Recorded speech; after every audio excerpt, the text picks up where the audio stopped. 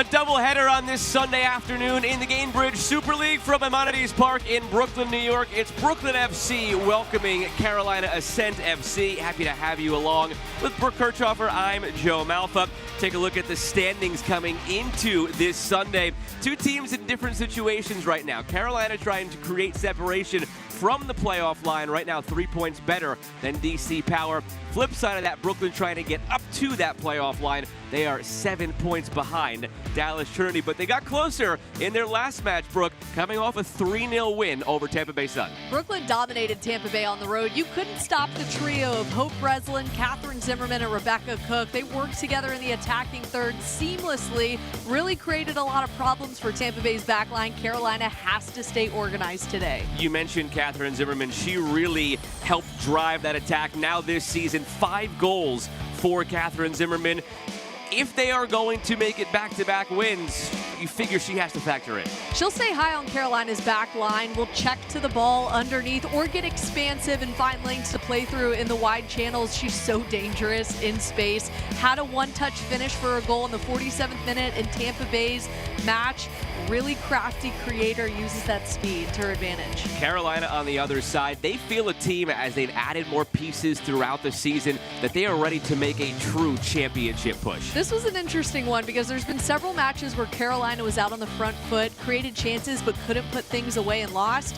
Well, that was the case for DC Power, their opponent in their last match. Carolina got away with a slow first half, and then it was a header in the end from Tyler Lucy to put them up, and they went on to win it. And Tyler Lucy, one of those key pieces that they've added along the way this season, has just played in 3 games so far, 2 goals in those 3 games, and 2 game-winning goals. Didn't take long for her to get going. Has a ruthlessness about her. Phillip Poole has been really impressed in the fact that she doesn't need 5 chances to score 1. When she has a scoring opportunity, she's more likely to find the back of the net in that one moment. She and Audrey Coleman, too, have built a strong connection on the pitch in just a short time. Expect to see those two try and connect today. Well, when these teams met back in the first half of the season, Carolina at home took it 1-0 over Brooklyn, looking to sweep them this season. It's Carolina and Brooklyn next on Peacock.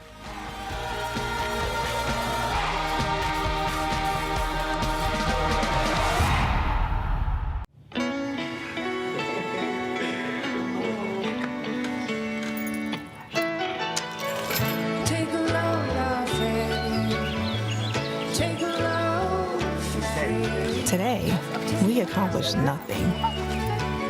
I mean it, not a thing. And it was kinda everything.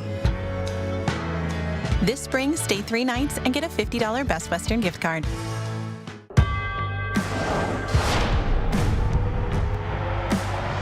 Prinks Tires in the USL help soccer journeys everywhere to drive harder.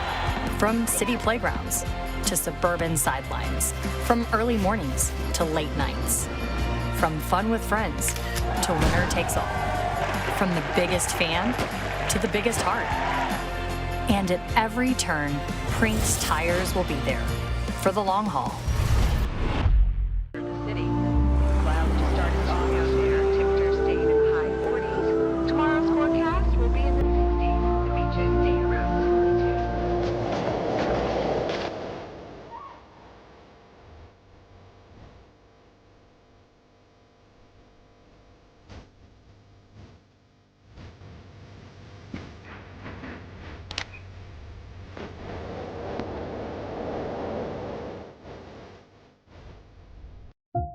Hearts. No two beat the same. So we built a team of the best heart surgeons, pioneers of the most modern techniques, who always find the one approach that's best for you. But while each surgery is unique, the outcome is the same. The highest success rates. NYU Langone Health. Crowd is ready to get things going here on this Sunday afternoon. Still a little bit of a winter chill in the air, even though we are officially now in spring as Brooklyn welcomes Carolina. We'll take a look at the starting lineups, beginning with the homestanding Brooklyn FC, led by their captain, Kelsey Hill. Only one change for the home side. Leah Scarpelli gets the start in place of Mylena, who is dealing with a little bit of a violent conduct incident. She will not be available today. Scarpelli came off the bench Wednesday late, only played the last 20 minutes, so she should have fresh legs today. And on the other side for Carolina, what has truly turned into a loaded starting 11 with some acquisitions they've made over the course of the season, captained by Jill Aguilera. No kidding, has provided a lot of depth on that roster in Carolina. Two changes for them today. Lily Nabet back in the starting lineup. She came off the bench in the 55th minute, got in on the attack right off the bench. Audrey Coleman gets the start over Riley Parker, and we remember Coleman subbing in the 55th minute as well, assisted on the Tyler Lucy goal to win the match. Philip Poole did not really mince words in our conversation this week. Coming off a victory, yes. Happy with the performance, not necessarily, and they want to be better from the jump here on the road today. Be better from the back line. The build out of the back was a little bit dangerous last time out against DC Power. He was a little bit surprised that DC Power didn't put away some of their chances. So cleaning it up out of the back is going to be key for them, and also trying to catch Brooklyn in transition. A Brooklyn team that has largely struggled in recent weeks. Tomas Tangariña hoping that last match's victory can be the start of something new. They were winless in the 4 matches leading up to that win this past week. They're a real blue-collar group. They really embody what it means to be from Brooklyn in their roster. They want to be organized on that back line and get a fast start. Sometimes we've seen, though, where it's a little bit of a layoff after a dominant performance. Can Brooklyn get on the front foot? Jennifer Cujo, the heart of that blue-collar attitude in the midfield. Rebecca Cook, arm in arm with Jennifer Cujo in the pregame huddle. 6 goals, 3 assists on the season for Rebecca Cook. I'd like to get her going early in this one.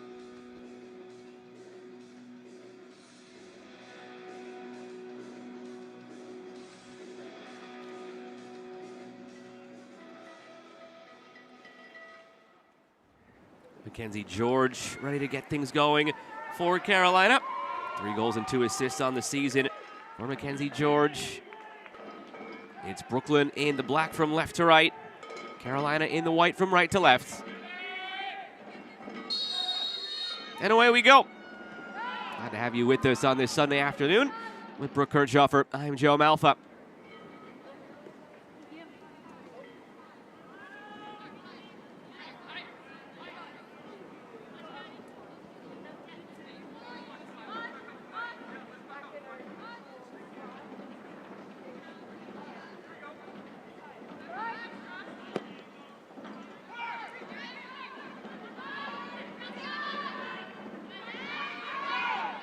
No secret, the dimensions here obviously much smaller than what Carolina used to at home and compared to some other parks around the league here at Maimonides. A little bit of an adjustment on the eyes as well watching this one. We'll see how Carolina manages through that, just getting a feel for the ball early. Don't be surprised if you see, especially in the early going, some balls that end up well long of their target and out of play. Just simply put, you have to get the sight lines down. You have to start gauging the distances. Even for the home side, Brooklyn, we've already seen a little bit off kiltered there on their first attack. A little too much on the ball.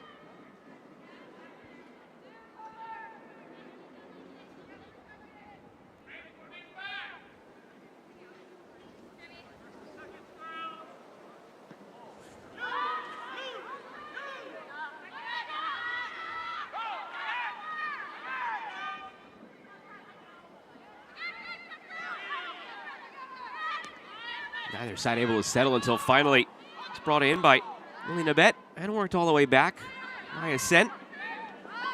Aguilera.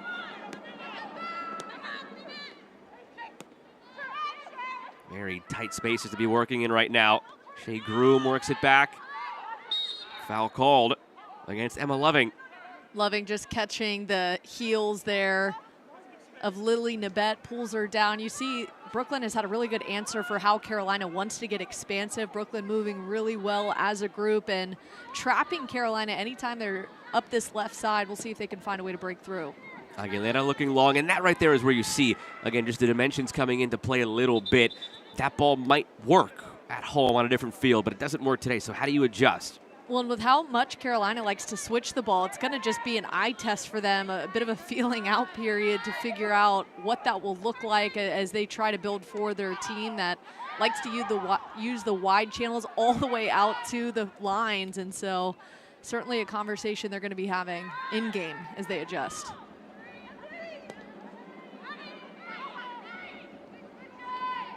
Quicker decision making has to come with it as well because the space has closed down so quickly. And now forced all the way back a little bit. Ends up sending it long, bouncing over the head of Kelsey Hill. And Hill goes all the way back to Doherty. I think visually it's going to be challenging too with the on-field seating that we're seeing up this right side for Brooklyn when they get forward is just, again, a bit of an eye test, even for us watching it on the from the broadcast booth is a bit glaring. Sent long by Jordan Thompson.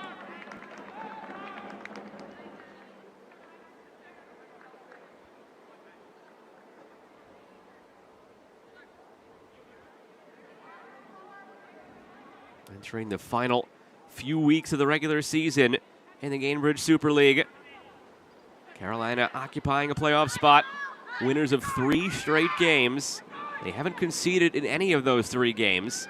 Have to go back to February 14th, the last time they conceded, then a 2-0 defeat at home against Spokane.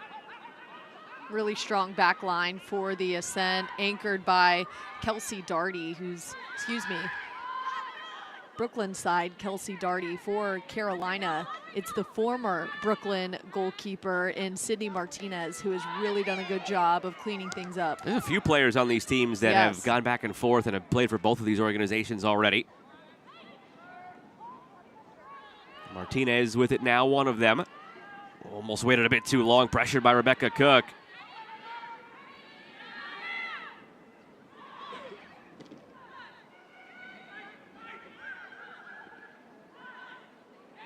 Those were the mistakes I was talking about early that Carolina cannot have. Playing out of the back, the connection between that middle and back line has to be better. That win over Tampa Bay in the midweek for Brooklyn, 3-0. The goal scoring started early, and Cook nearly had one there.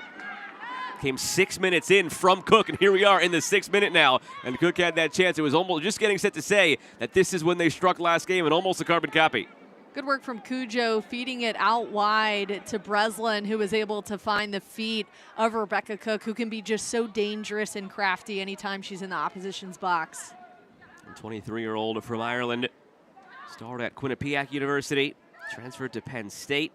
45 goals and 12 assists in her collegiate career. And 6 goals, 3 assists in 19 games this season.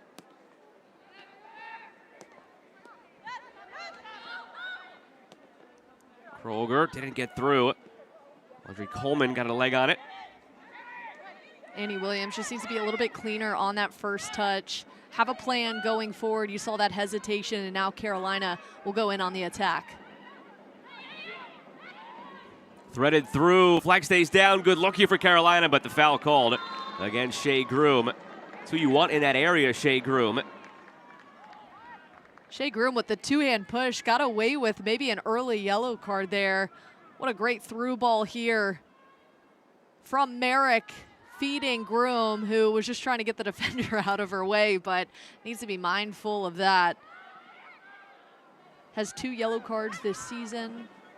A little too early to be showing that signs of no discipline there. And Shea Groom, another one of the players on this Carolina Ascent squad that has come over recently from NWSL. Spent the last 2 years with Chicago. Has 27 goals in her NWSL career. Shea Groom now 33 years of age.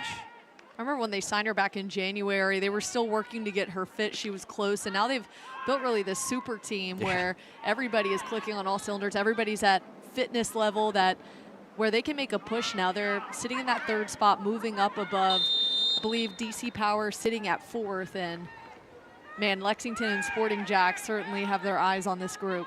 You have to start thinking about just as cliche as it sounds, the idea of peaking at the right time. And it feels, for now, like Carolina might be that team. 3 straight wins after they've come together with all these acquisitions. Took a little time to get them all up to speed, as you mentioned. That last loss coming on Valentine's Day. So since then, over a month that we've seen pass since Valentine's Day, 3 games, 3 wins, no goals conceded. Things are coming together at the right time. And a name we haven't mentioned too much, Mackenzie George. We couldn't talk about her enough at the beginning of the season because she was having to do it all. She was really that workhorse up and down on both the offensive and defensive side. Well, now she gets some help. Tyler Lucy, and the connection we have seen from Audrey Coleman and Tyler Lucy is something to watch.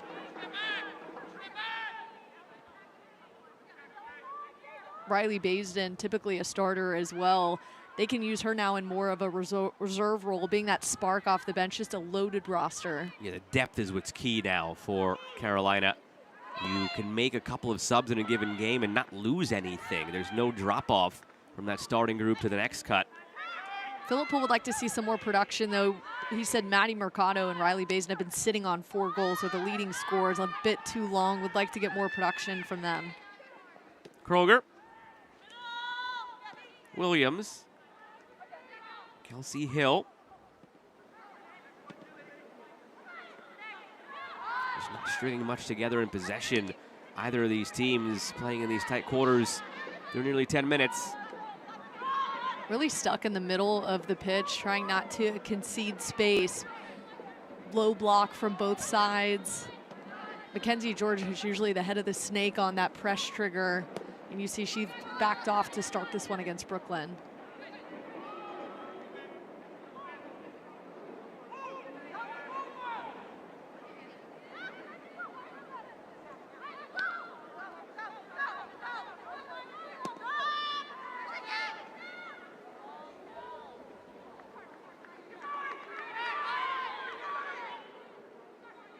Nabet plays it back. Studer. Nice find in the midfield for Corbin. Yeah, Corbin looking long. There's just an idea when you're on a field like this. There's a notion that you want to go long and try to spring something, and with that you lose a little bit of your possession. But that stems from you feeling like you don't have enough time because the quarters are so tight and cramped, and it just creates sort of a feeling out process early in these games. Yeah, they probably feel like they're on top of each other, and you see again, they keep getting stuck in the middle of the pitch, and then it's a long ball to get forward because they're trying to find a way out of it and around it, and that'll certainly be something that's talked about at halftime to figure out where the seams are to play through. Offside. Looking for Catherine Zimmerman. And try to not be distracted too, the Coney Island roller coaster in the background.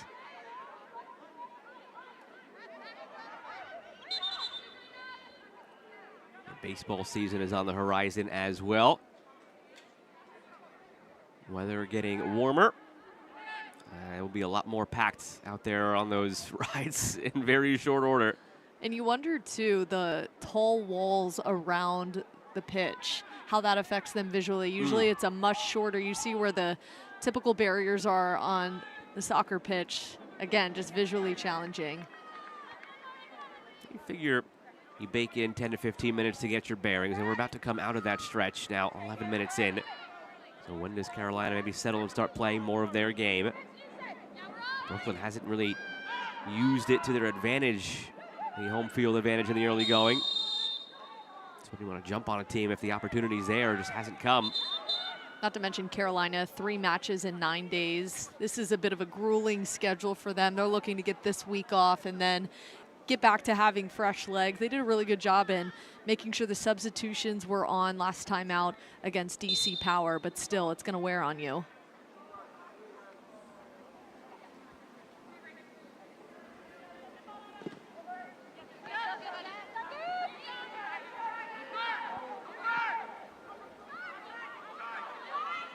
See Tyler Lucy just trying to find a way through there. Try to give a little bit of a flick on to Mackenzie George.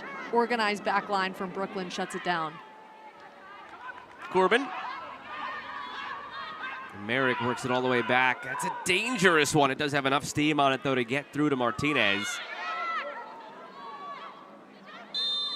Offside initially on Audrey Coleman. And Zach Threat after Grumman won the secondary ball. I'm surprised we haven't heard Philip Poole from the sidelines. Not yet. Not yet, but we know that that was a concern this week in our coaches' calls about those dangerous balls to the back line. Of course, have a ton of trust in their goalkeeper, Sydney Martinez, but a team like Brooklyn, who has a lot of speed on that front line, and the way that Rebecca Cook positions herself, she's always hunting those mistakes. It falls through just like that. Cook out wide. Driven ball from Scarpelli. We're near target in the end.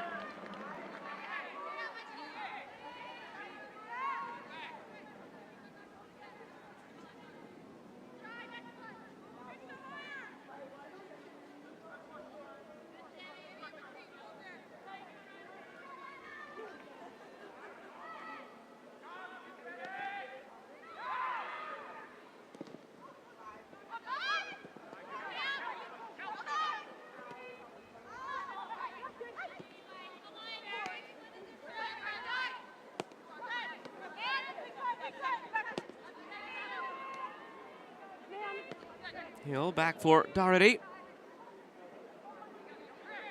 Untested so far. Doherty hasn't seen a shot yet from Carolina. 2 shots for Brooklyn, neither side with anything on target to this point.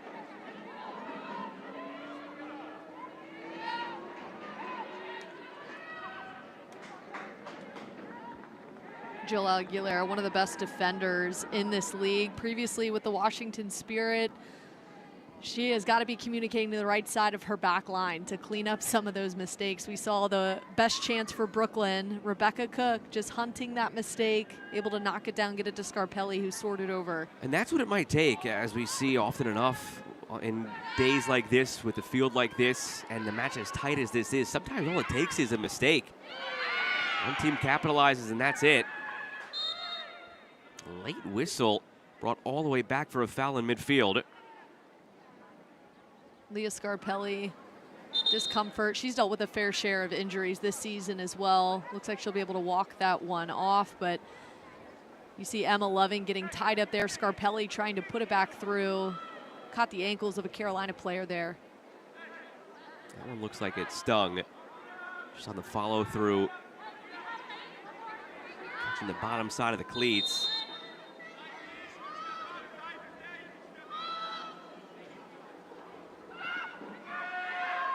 From the free kick through the traffic navigated by Sydney Martinez. That is something that is a little bit of an advantage here for Carolina. In a team full of players who are maybe not quite used to these dimensions and the sightline, Sydney Martinez is, having played here with Brooklyn.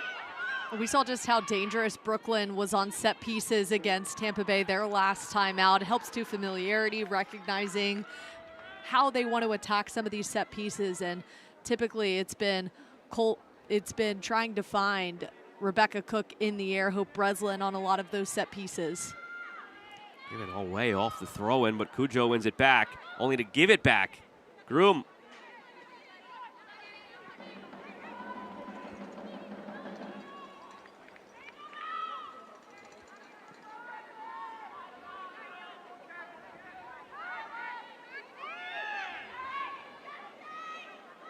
And last time out, it was Breslin. First 5 minutes off a set piece, put it right on the spot for Rebecca Cook, who found herself in the box with a header goal, and you saw trying to set her up on their last set piece.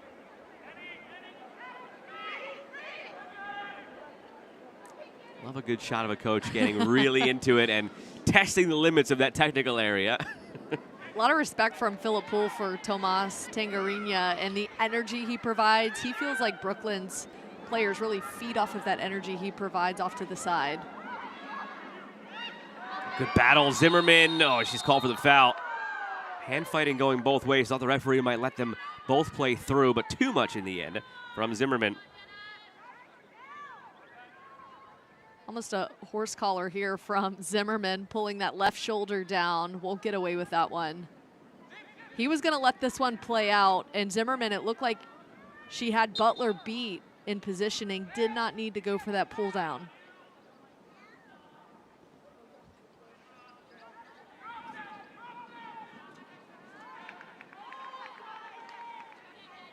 Brooklyn FC fans, here's your chance to get even closer to the action and experience Brooklyn FC from a whole new perspective. Scan the QR code on screen to enter for a chance to win 4 free seats in Brooklyn FC's new pitch side seating area. These seats put you just steps from the action, where every pass, tackle, and goal happens right in front of you.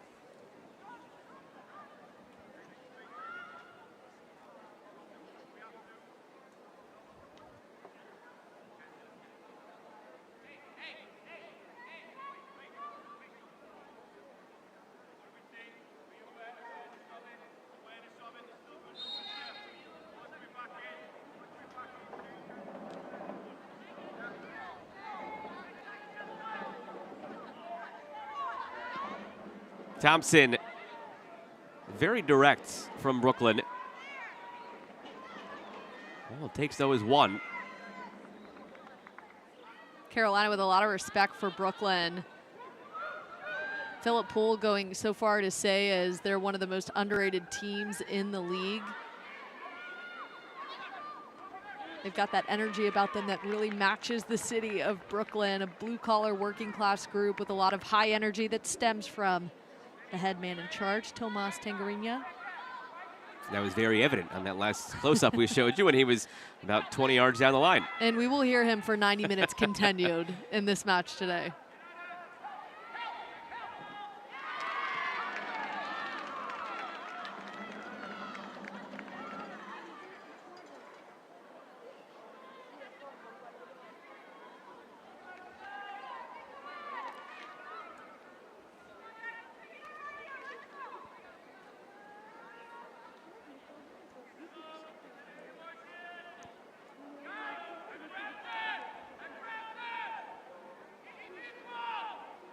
Jill Aguilera positions the corner.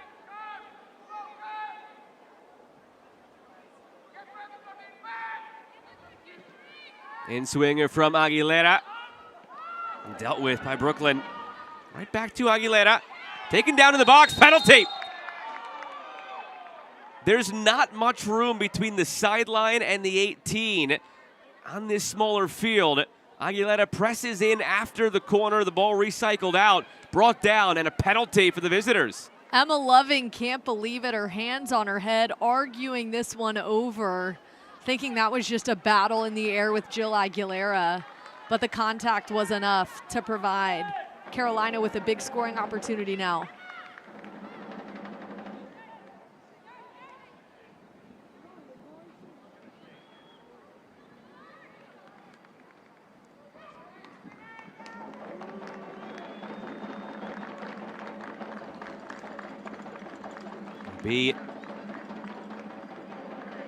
Corbin positioning it. Plenty of options on this Carolina team who would have been worthy of the penalty. It's Corbin who steps up. Kelsey Doherty will face a shot for the first time today. Through 20 minutes, Carolina's not taken a shot. So their first effort of the match comes from 12 yards out on a spot kick. Corbin just 1 goal this season, had 8 goals in her time in Australia last year with Brisbane Roar. Mia Corbin makes it 1-0, Carolina on the road. Ice in her veins for Mia Corbin. Picking her spot and putting it in a position where Kelsey Doherty just had to pick a side. She picked wrong. We're looking back at this foul. Jill Aguilera knocked out of the air, and Mia Corbin with the opportunity to put her team up 1-0 hits the corner of the net. I mean, there's no stopping that. With that sort of pace on it, where she placed it, good luck. Kelsey Doherty even picked that side and, again, just didn't have the length to get there. Second goal of the season, too, for Mia Corbin, a group that's got plenty of goal scorers. That's the thing right now with Carolina. They maybe would like to have somebody step up. Philip Poole mentioned there's a couple of players stuck on 4 goals. You want more from them. But it's okay because everybody is factoring in right now. You're not getting it from one specific person. You're getting it from everywhere.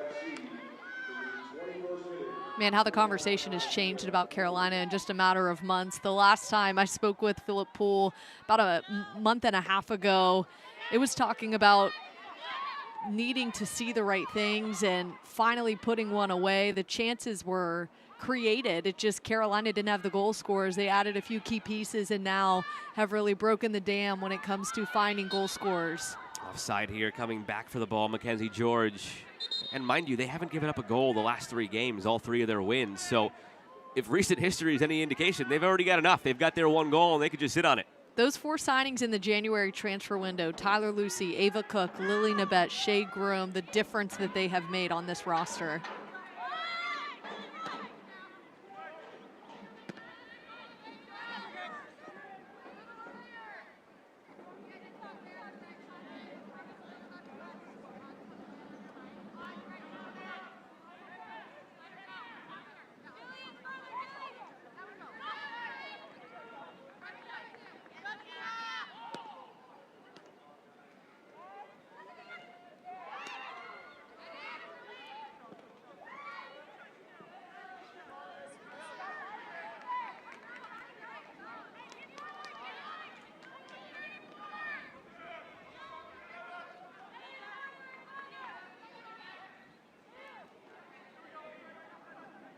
Annie Williams wants somebody to show, finally get some help.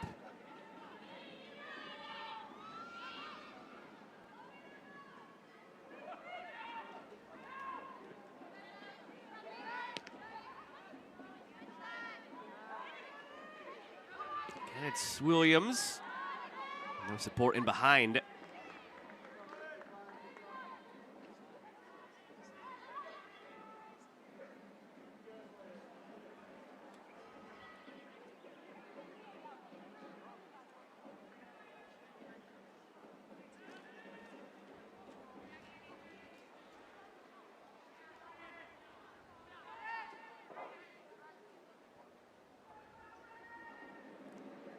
More than halfway through this first half now, Carolina up 1-0 on the penalty from Mia Corbin in the 21st minute. Cindy Martinez has yet to face a shot on target. Joe, you called it. It was going to be a mistake if whoever was going to find the back of the net first, and Brooklyn will be wanting that one back. And it's a mistake related to just the dimensions here. Come back to that in a second. Carolina starting another attack. Typically, when you see a ball recycled out to the sideline after a set piece like that, when you're facing the sideline, you think you have more time and space, but the box is right there in this tighter field, so that's a foul you could make and commit to stop Aguilera on most other fields, but you can't make it on this field because you're inside the box. I think that's just youthfulness. Emma Loving, just year one as a pro, still figuring out this league, but that has to be better.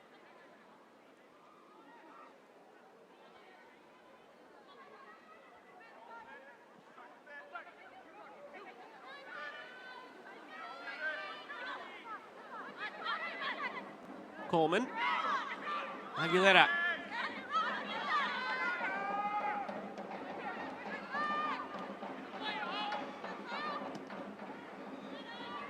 Worked in for Cook. Doesn't have the numbers, but can she create a shot here? Cook pulls it back, but runs right into Studer.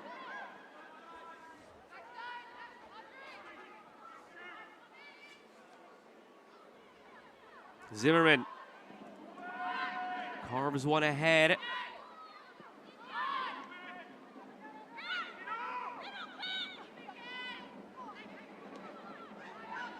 Mackenzie George comes through with it, finds Shea Groom. And he touched from Groom. Persistent though, and brought back for a free kick. And a yellow. This time, Jordan Thompson, just mistakes starting to surmount for Brooklyn in these transition moments where they know Carolina can be so dangerous. The speed of Mackenzie George. Nice ball in to Shea Groom, who, a little bit of a strong touch there, gets the ball away from her. And Jordan Thompson, if she would have came in just a bit earlier, that's a ball she would have won.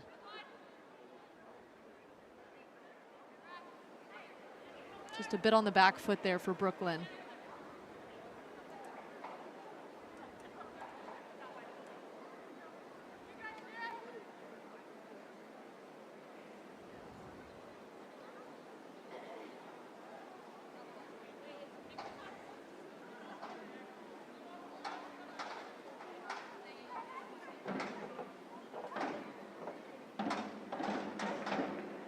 This is going to be difficult to deal with perhaps here for Brooklyn. We're told that she's being tended to right now by the trainer. Catherine Zimmerman's day is about to end. Sophia Lewis, we're told, is set to check in. We spotlighted Zimmerman from the top of the broadcast. 5 goals this season. Leading the way for Brooklyn. So Lewis takes her spot. She's been a big part of these created chances we've seen Brooklyn have as of late. Was able to assist a goal last time out against Tampa Bay. That's a huge miss for them. Have to burn one of your subs in substitution windows and also do so for one of your most important players. Difficult position to be in.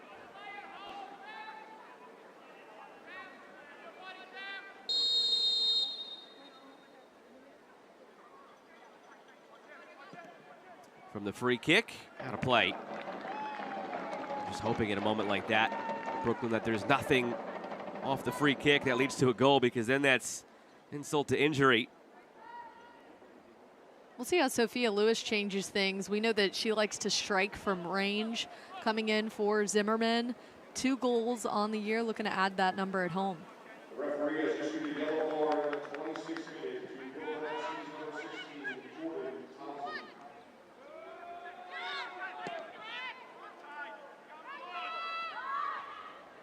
Lucy.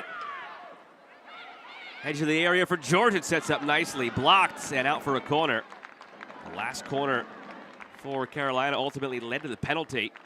See what they could do this time.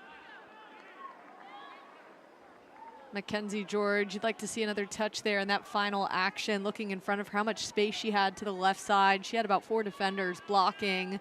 A clean look there, but they'll get the corner at least.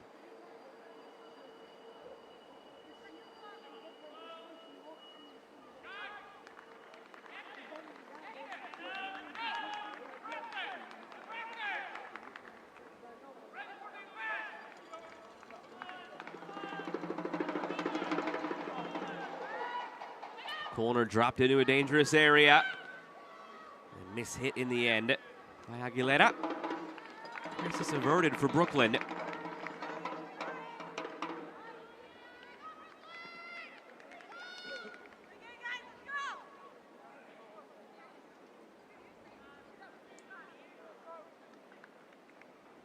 Fairly even outside of that penalty kick to start, both sides.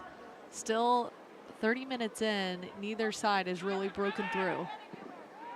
We're just waiting for one side to really take control of this game, but it's just been back and forth, some counter punches. Not a lot of sustained possession or passes strung together. It's difficult to play that sort of style on this pitch.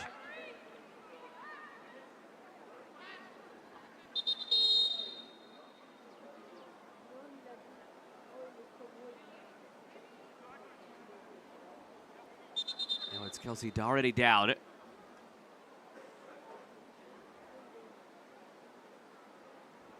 Unfortunately, you can never help but wonder in these moments if it's that de facto goalkeeper timeout. Because immediately the staff waved all the other players to come over for a chat while the goalkeeper just camps out for a moment. See if they can have an in-game adjustment before getting to halftime. Tomas Tangerina definitely saw something to call this. And it is something that the rest of the world has sort of caught on to and is cracking down on, and there's rules that are being taken to address this. So you wonder how much really longer we'll see this in the game. Kelsey Doherty seems to be just chilling at the moment, sipping on some water while she receives her treatment. I hope it is nothing serious, but she seems rather comfortable. Maybe a better sell next time. That's something that officials are starting to catch on to. Well, while we have a moment, there is some players around the league that have been named to their respective, or rather hopefuls for next summer's World Cup, but their countries have qualified, including Shinny on the side of his Brooklyn team. So plenty of players around the league that we're going to hopefully be seeing next summer at the 2027 Women's World Cup in Brazil. Always love to see this. And also a lot of these clubs are getting players back from international duty this time of year and really bolstering those rosters to get close as they get closer to May. And Doherty appears as if she'll be all right to continue with a smile on her face and a thumbs up. Meeting of the mind still taking place, though, led by Cujo with Loving and Breslin. Cujo's been on a lot of the initial builds for Brooklyn, and it's just getting caught up on that second or third pass in the attack.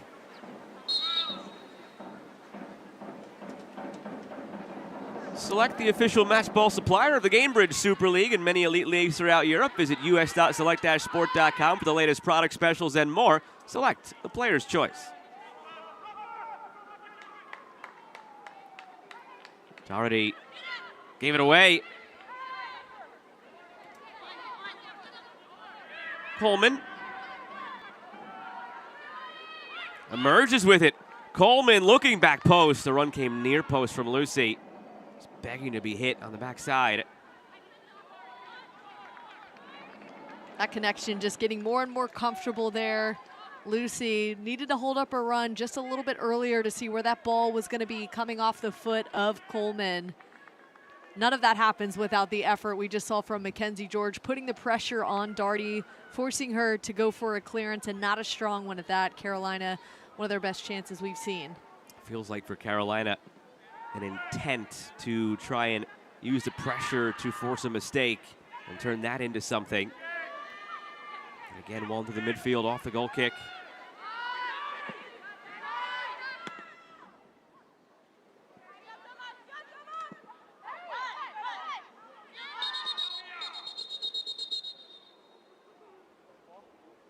Loving down, holding her face.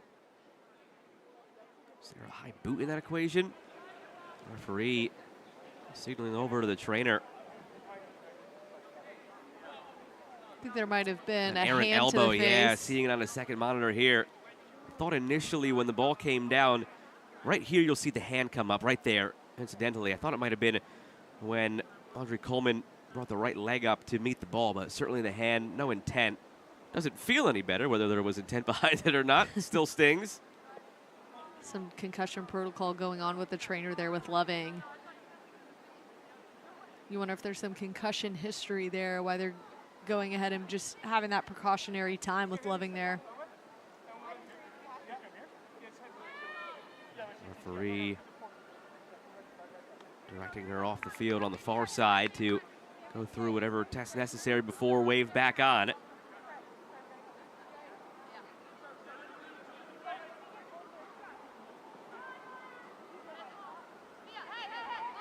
There you see already numbers coming forward for Carolina, trying to take advantage of this moment here. 10 minutes to go in this first half.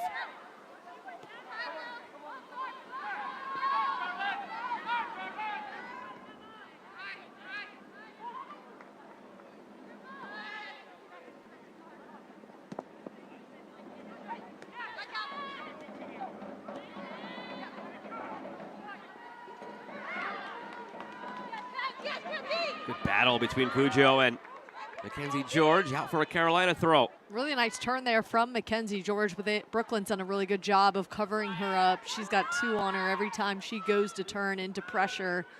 She's a player, though, that can hold the ball up and create from there. Another dangerous pass. Feels like everything. Yeah, it feels like everything back to the goalkeepers is a little dangerous right now. Hold your breath every time.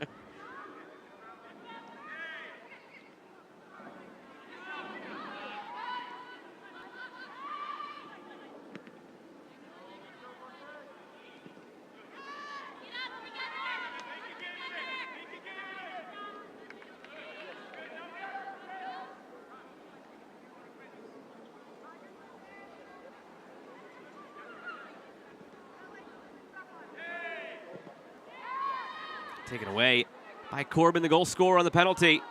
All alone in the middle of the box was Audrey Coleman. Couldn't get the ball across, though.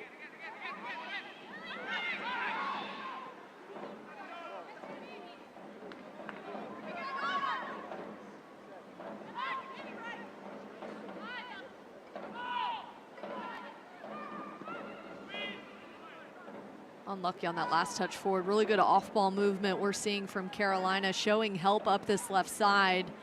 Just not a good touch there in the middle of the pitch for Carolina.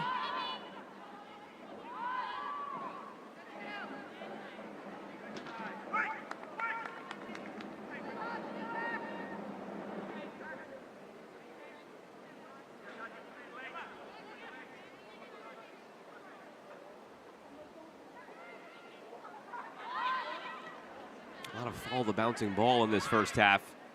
See where it lands and hope you don't make a mistake, it feels like. This one's cleared out to the sideline by Martinez.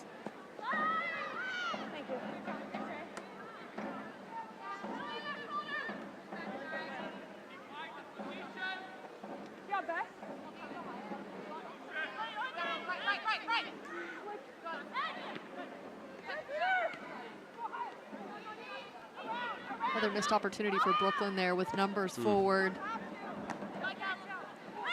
It's been the story of the first half, it feels like. Chances to break out, but now you have to deal with Catherine Zimmerman coming out of the lineup due to injury, subbed out in this first half. How does that shift things? Really awkward one there. Dribbling across the face of goal. Sydney Studer. Well, effective in the end. If you're Sydney Martinez, how are you not calling her off and landing on that? What a dangerous ball across that if you're Brooklyn, you go into halftime talking about those things, trying to take advantage, put yourself in a position to pick some of those passes off.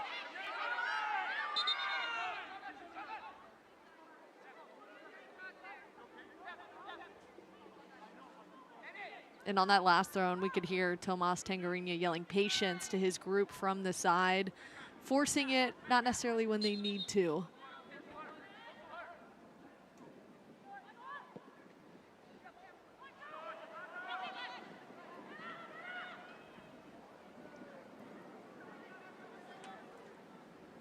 The Gainbridge Super League season is in full swing. Visit GainbridgeSuperLeague.com for all the latest information, analysis, and insight into all things Gainbridge Super League.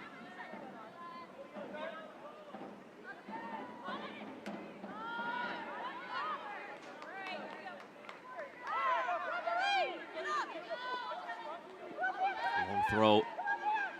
Nobody there. All the way back from Martinez. Late whistle back behind the play.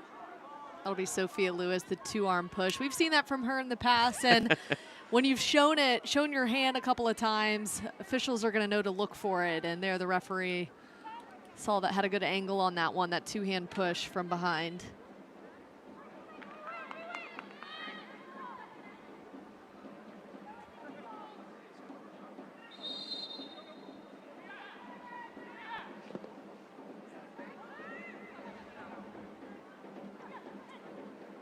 Flicked along, flag stays down. It's Lucy, save made by Doherty.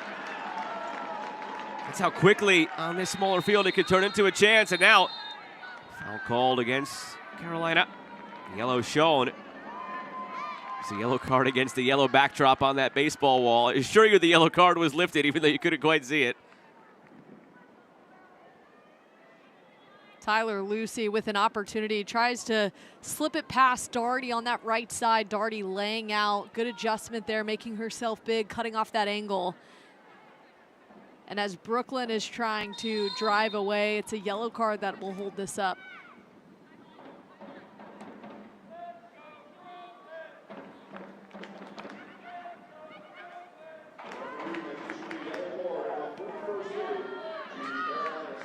Groom the yellow.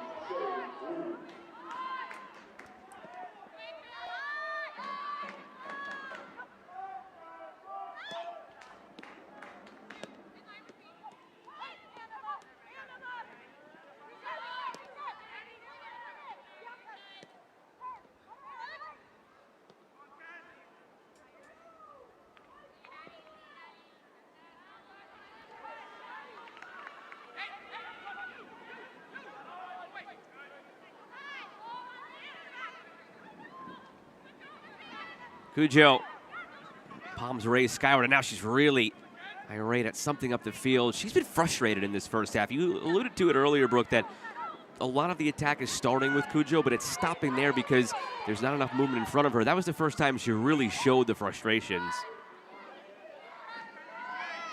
You see once again trying to build here and just not getting a lot of help around the ball when she's getting forward.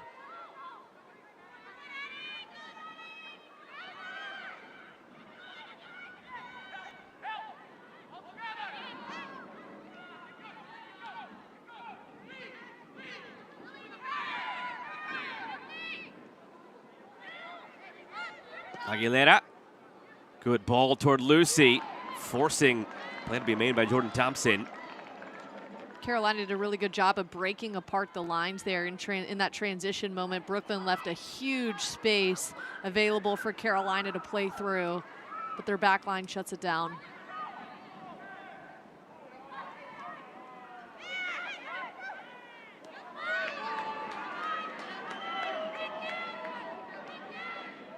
Could be on here. Long run to keep that in play.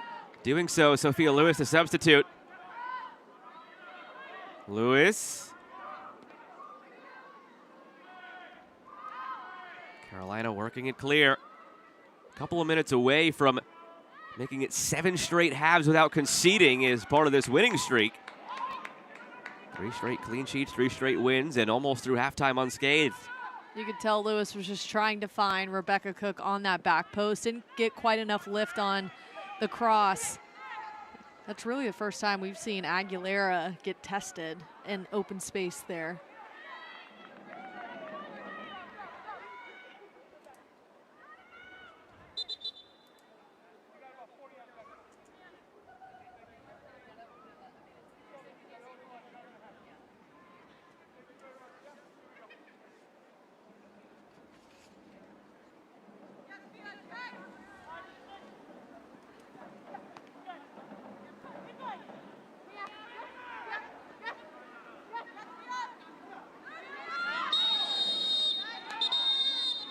Yellow shown.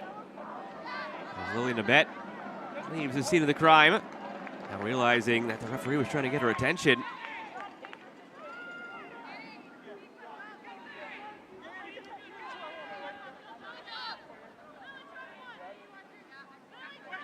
Lily Nabet just pulling Sophia Lewis back down. Bit of a soft yellow in my opinion. It's a very low threshold, it feels like, that's been set so far in this game by Atahan Yaya.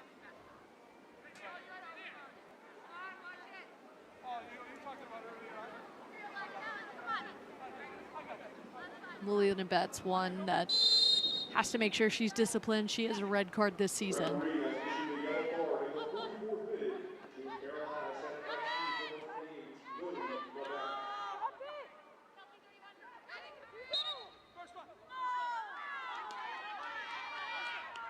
Man, Shea Groom has been in on a lot of these battles that continue to get called for fouls again. Not sure that one warranted it.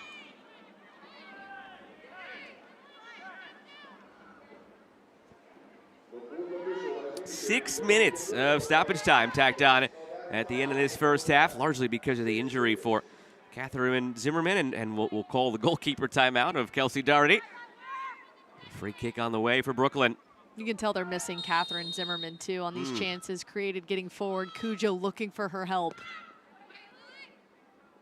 Dangerous ball put in from the free kick. Not the service that was intended from Loving, but it put it into a dangerous spot. Just begging for somebody to stab at it just like that, and it bounces through. Loose in front, save made by Martinez. Still loose, and finally ushered away for a corner. Man, I thought Martinez was late coming out to that one, but made an adjustment late, was able to be that shot stopper in a one-on-one moment for Brooklyn getting forward. Knocks this one around. Creating a one-on-one moment there with Jordan Thompson. Great stop from Martinez against her former side. Oh, I don't think she actually ever made a save there. On that I think it was last just look, that initial touch to cut her off. just a little bit made her think about it.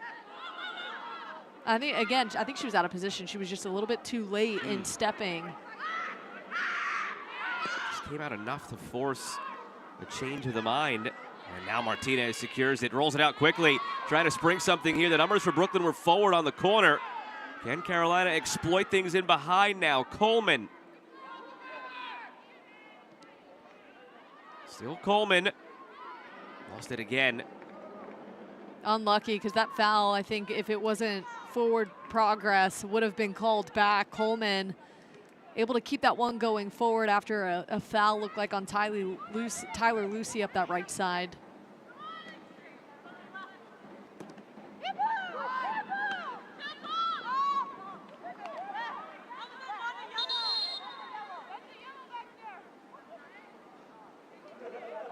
You can hear Carolina having something to say about it. It comes a little late, just a little late. You could hear the field mics from our crew picking it up. I'd be frustrated if I were Cujo too, because clearly it was he said play on in that situation. You can't change your mind. It almost feels like he allowed the pleas for a yellow to get to him, and Cujo ends up in the book. How many is that? 4 now have been handed out? Cujo and Thompson for Brooklyn, Nabet and Groom for Carolina. I'm not great at math, but 2 + 2 usually equals 4. We're off to a great start on this Sunday afternoon.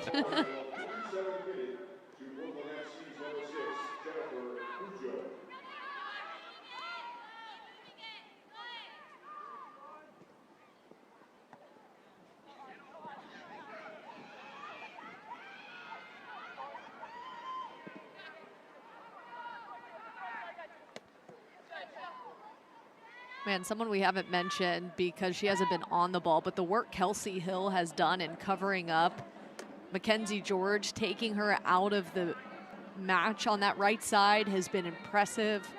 Anytime Mackenzie George goes to turn, Kelsey Hill is right there and really has not allowed her to get through.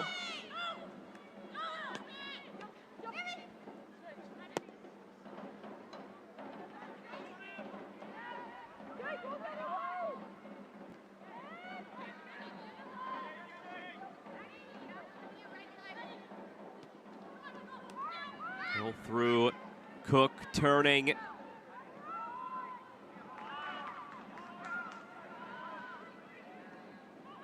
Dropped in over the top. Falls for a volley. Those are the chances Brooklyn has to capitalize on. They're starting to get to the areas, find the loose balls in the box, but still not turning anything on goal. Hope Breslin has the ability to be able to finish in those moments, too. A huge opportunity created from Rebecca Cook, checking back to the ball, getting it out wide, then getting back in position, a beautiful ball in, and Hope Breslin just has to be out on the front foot next time, be ready for that ball coming through.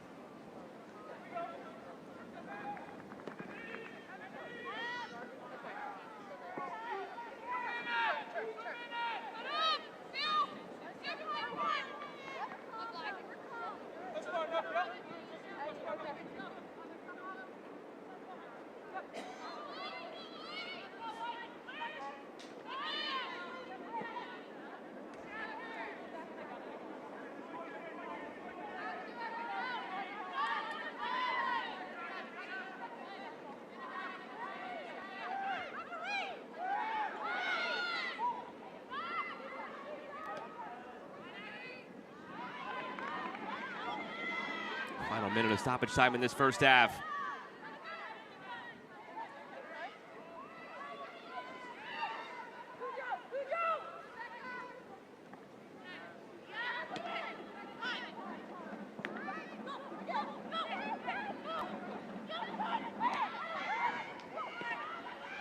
Ahead to Lucy. Flag stays down. Now it comes up.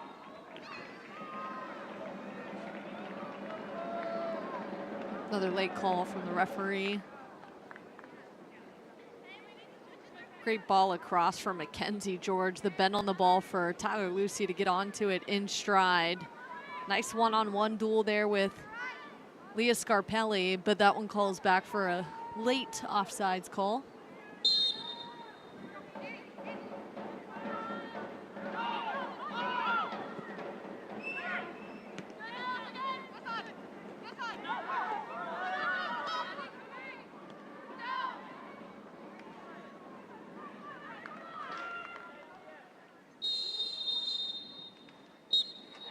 And there's the whistle to end half number one. It was difficult at times for both of these teams to really find any sort of consistency or rhythm. But when you need to find the moment and make something count, that's where Carolina has stepped up as of late in this three-game winning streak. They had one moment, they made it count, they lead into the break. They catch Brooklyn with a huge mistake. Loving cannot foul in that area of the pitch. Again, speaks to how neither side is really dominated in possession, and so you have to stay locked in even though it doesn't feel it's going your way.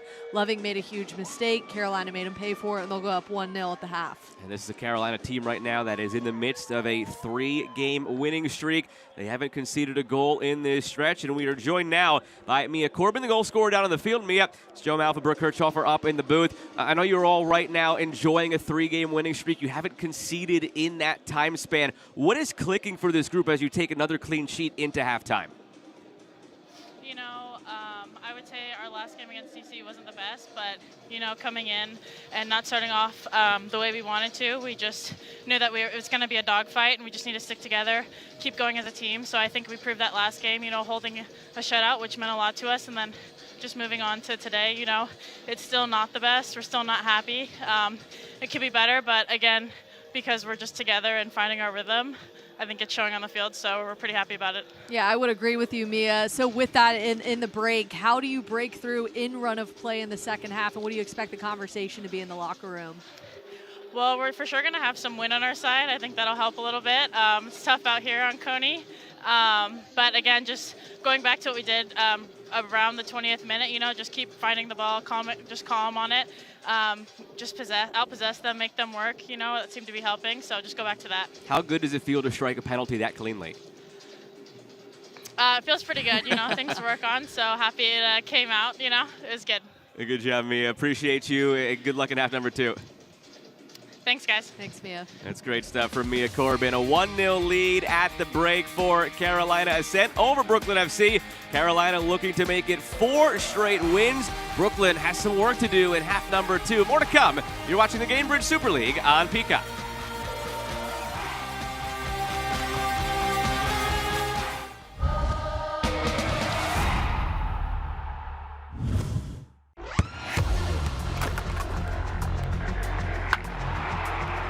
We all have goals. But let's be honest. Most of us aren't going to be professional athletes. But if your goal is to finish your degree, we can help. Come to a university that puts your goals first. Bellevue University, your partner in finishing goals.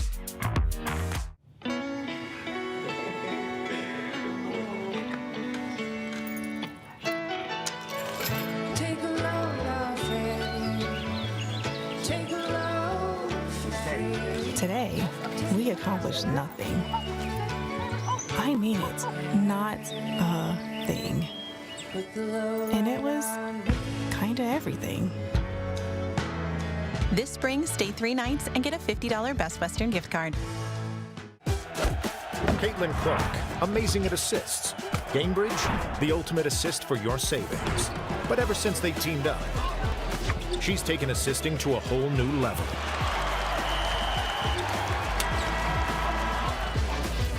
Caitlin Clark, graded assists. Gainbridge, graded assists for your savings.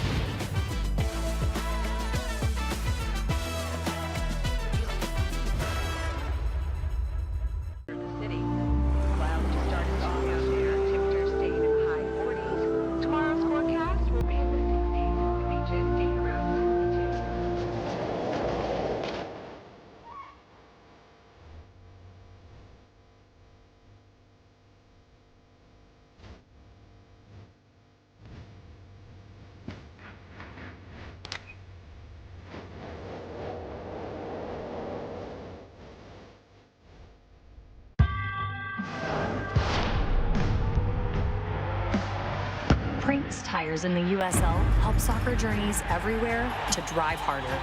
From city playgrounds to suburban sidelines. From early mornings to late nights. From fun with friends to winner takes all. From the biggest fan to the biggest heart. And at every turn, Prince tires will be there for the long haul. Hearts. No two beat the same. So we built a team of the best heart surgeons, pioneers of the most modern techniques, who always find the one approach that's best for you. But while each surgery is unique, the outcome is the same: the highest success rates. NYU Langone Health. It took a penalty in the 21st minute from Corbin to get Carolina on the board, and they have a 1-0 lead at the break. Taking a broader look around the Gainbridge Super League at some news and notes. The World Cup is coming quickly, just over a year away. And Brooke, we're starting to see more and more teams clinch spots, which means more names from the league could be on the way. They'd like to see a better day from Audrey Coleman. We saw just how effective she was last time out. See if they can get her going today. Caitlin Clark's currently a 3-match shutout streak. That's exactly what Carolina is on as a team right now in this game, looking for their 4th consecutive clean sheet. There's been plenty of action already in the Gainbridge Super League this weekend. Still more to come later. Lexington a 2-0 win yesterday. Same scoreline for DC over Spokane. And then later tonight, Dallas and Sporting Jacks. I'd like to see what Spokane looks like when they've got more time with their new head coach. I think they're still developing, but Lexington, man, they did not look back at all after that 2-0 win over Fort Lauderdale. They really dominated start to finish in that match. The finish line is almost in sight heading into the final stretch of the regular season. Over the next 8 weeks, Carolina, they are on the ascent right now. 3 straight wins, looking for a 4th straight win. More to come from Brooklyn.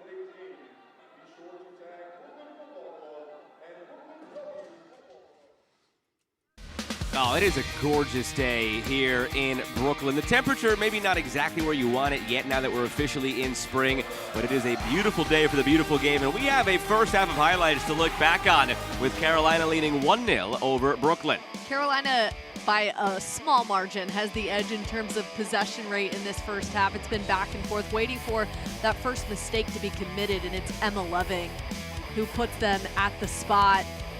Right, Mia Corbin sends that one home to put them up 1-0. There were chances created after that, but not enough through the run of play. As we heard from Mia Corbin at halftime, they'd like to see this team try and possess the ball a little bit better like they did around the 20th minute. It feels like that mindset is there right now for Carolina, that even though it's good and they're maybe on the brink of a fourth straight win, it could be better. And in that case, maybe it could have been better from Tyler Lucy when you expect her to finish. Then the last chance of the half came for Brooklyn. 2 big-time saves.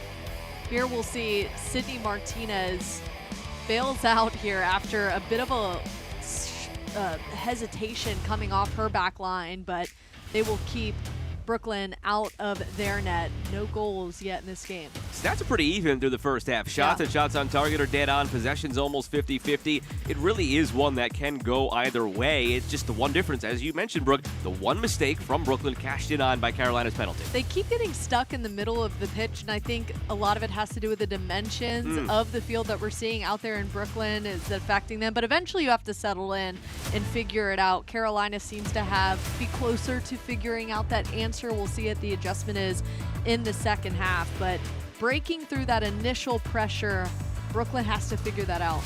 Well, this was the same scoreline by which Carolina beat Brooklyn in the first half of the season in Carolina's home game in this series. Can they hold on by the same scoreline and sweep the season series? Half number 2 is coming from Brooklyn.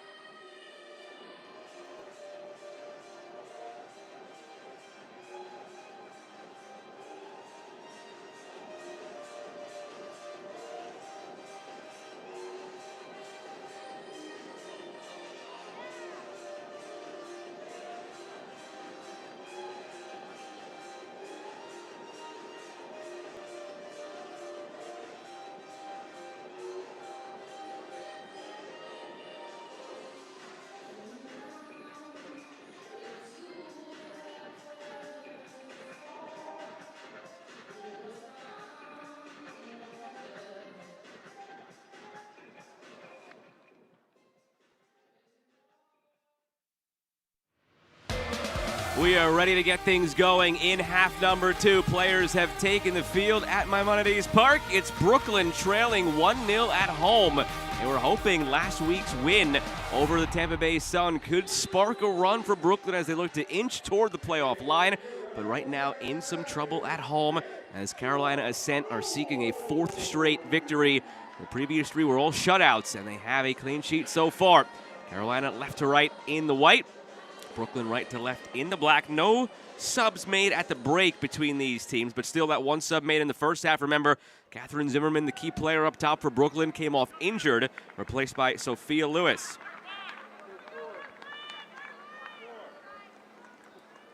With Brooke Kirchhofer, I am Joe Malfa. Glad to have you with us on Peacock. Doubleheader today, the Gainbridge Super League. And away we go in half number 2. Bit of a surprising stat at halftime, too. Final third entries, 43 for Brooklyn. I'm a bit surprised to see that. It just hasn't been clean play in the final third. Meanwhile, only 19 for Carolina, who has had better created chances. Who's going to control the game, though, in the second half? Because it was back and forth in the first. Here's your first final third entry of the second half for Brooklyn. Try from distance is gathered easily by Martinez. Player down now is Rebecca Cook. There's some urgency in her teammates rushing to her side as she holds her right leg. You see that right leg has a lot of attention to it with the tape and might be dealing with a bit of a knock playing through that. I just hate to see this, especially after they've already had to sub off Catherine Zimmerman due to injury. Besides Zimmerman, their next most important player, you could argue their most important player in the attack, even above Zimmerman, is Rebecca Cook with her 6 goals and 3 assists this season. She's so fearless. You saw as soon as she gets forward, she really doesn't care who's in her way, and she runs into one of the strongest defenders in Carolina's back line, Jill Aguilera, who might be called for a foul there, but it looked like the ball got away enough from Rebecca Cook that she wasn't in possession on that quick turn. I hope it's just a knock of knees and the initial shock of it. See on the replay, they just crashed into each other. Watch right there. Just a knee knock. You hope that's it. Just an awkward way that she landed, too, on that right foot, which you have to be so careful. Knee injuries across the board again. You see she's got a lot of tape on that right leg. You've been there, done that. When you go in like that, you get a dead leg, you have a knee knock.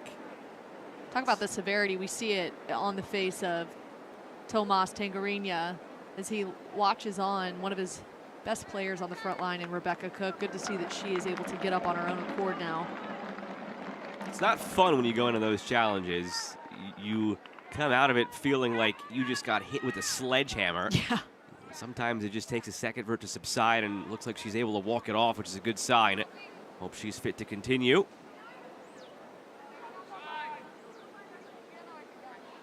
Quick turn for Brooklyn, too, just playing on the 18th in that dominating win over Tampa Bay. Meanwhile, Carolina came out on the right foot in the second half against DC Power after really struggling in the first. We'll see now their adjustment at halftime here. Cook hobbles back onto the field. Great sign for Brooklyn.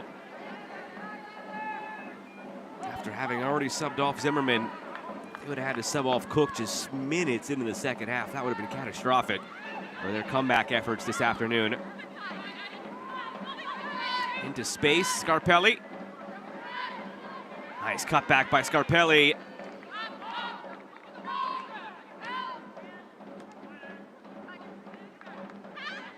Brought down, free kick. Lucy called for it. A reminder of the yellow cards from the first half. Jordan Thompson and Jennifer Cujo for Brooklyn. Lily Nabet and Shea Groom for Carolina. Man, you hate to hear the pain that Leah Scarpelli went down with on that contact. Going to try to walk it off again. A player who has dealt with a lot of bumps and bruises, even had to sit for a time due to concussion protocol in the middle of the season.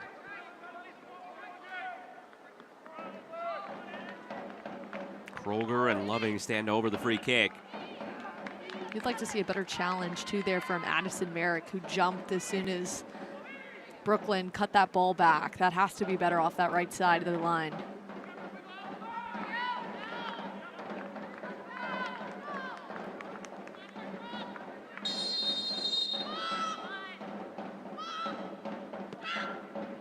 from the free kick. It was a good service from Kroger.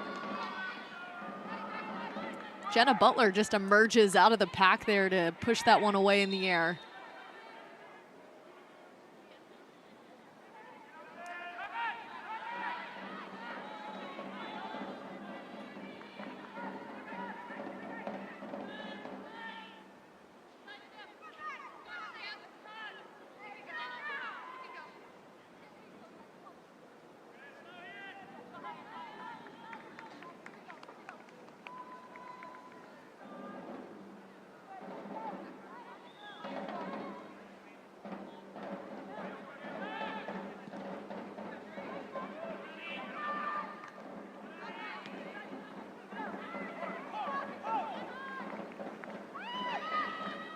Loving, Cujo, Thompson.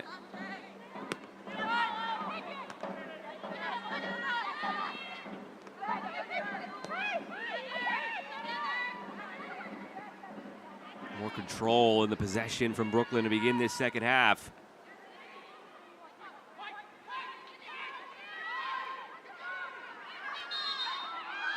Oh, I don't know about that one. That was shoulder-to-shoulder contact. She just out-hustled Carolina there. Emma Loving getting another call.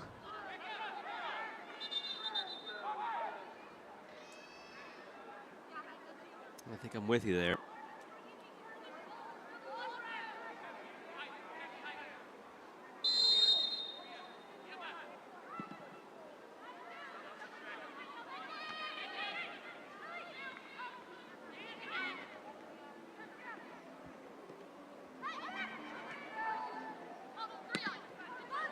Blasted up into the air. Long run for Scarpelli, still chasing it down. And out for a throw.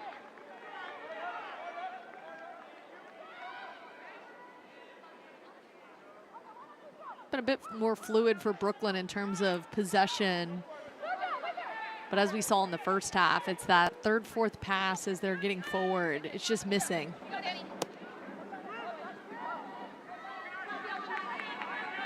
Credit to Carolina shutting them down. Brooklyn just has to be a little bit more deceptive in their build.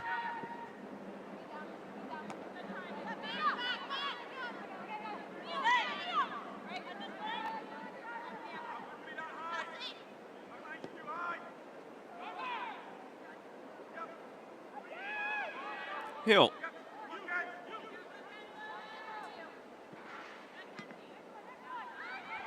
And you'd like to see Annie Williams take your space there.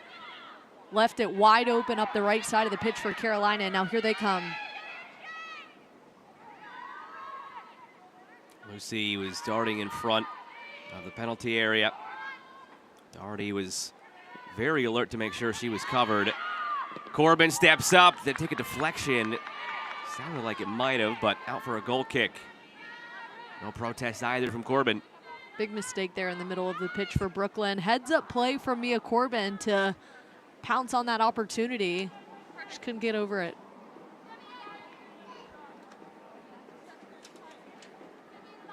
Stay up to date with the Gainbridge Super League. Sign up for the Super Newsletter. Get news about your favorite team and stories from around the league delivered directly to your inbox weekly. Sign up at GainbridgeSuperLeague.com/newsletter.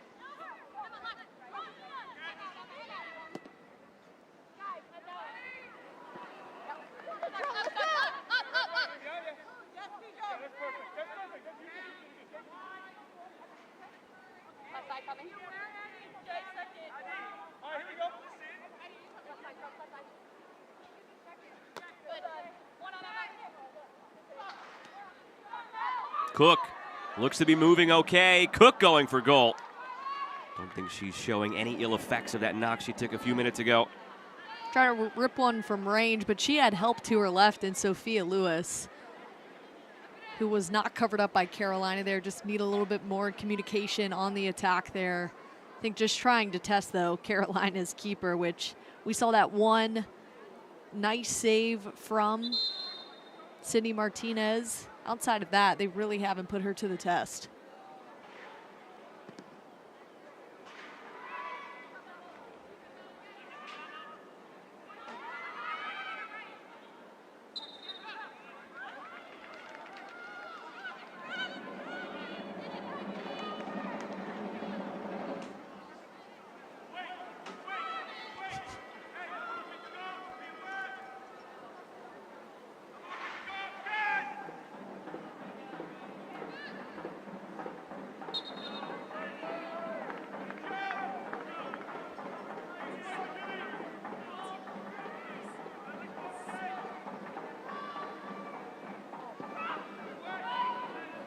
10 minutes in this second half, set long on the free kick. Williams lost it. Every time that Brooklyn has a set piece, Carolina's looking to go quickly in transition if they win it back. Brooklyn has to be alert as they commit numbers forward looking for an equalizer. They don't succumb and concede a second.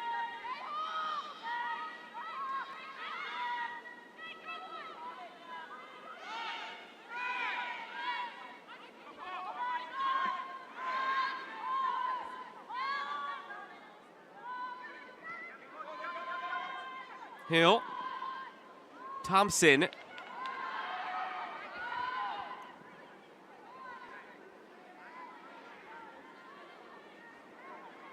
Neither side really has broken through here in this second half. It's been a couple of chances, but the dominating possession that Mia Corbin talked to us about at halftime that they'd like to see, haven't established it yet in the second half. In fact, it's actually gone the other way in the second half, where more possession has been ceded to Brooklyn.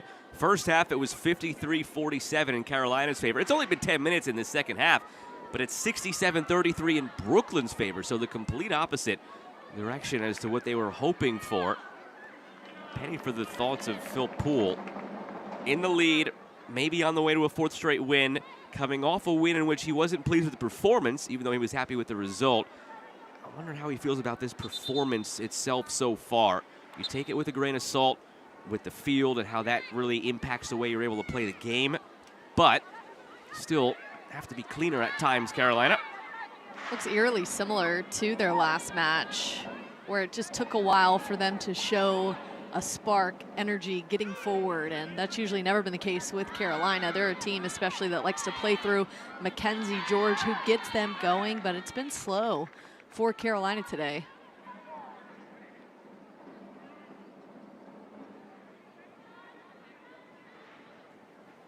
Cleaning up passing and possession has been on their mind. Getting away with one, they felt, their words, they felt they got away with one with DC Power.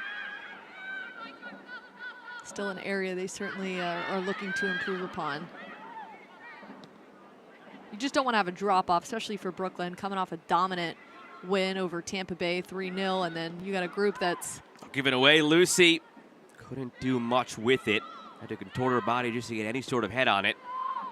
Just don't want to see a drop-off on a 3-game win streak, especially this close to the playoffs. Cujo goes down gingerly. Play continues for Brooklyn. It's played over the top. Off her line, Martinez, not too convincingly, but enough on it to get it out of play. A lot of random hold-your-breath moments that we have seen in transition where Brooklyn has had these opportunities off a mistake from Carolina, and Carolina continues to bail themselves out. Cujo started to hobble toward the sideline and stopped again. Looks like she's able to shake it off. The referee did stop play to come over and check on her.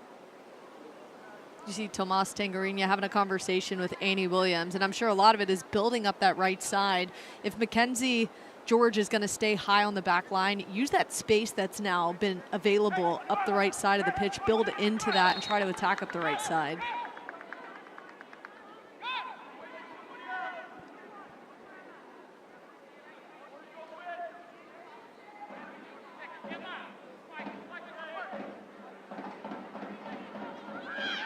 Long throw comes in. Rising above the rest is Studer, and wasted again by Brooklyn.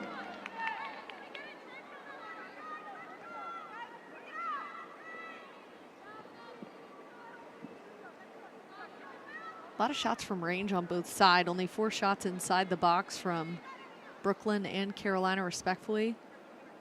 And the teams, from a defensive mindset, will be okay with that. From an attacking mindset, not happy, have to get into the better spaces. Not at all. Again, how do you work out of the middle of the pitch? Why does it keep getting stuck there? Can you find that outlet and get forward and around?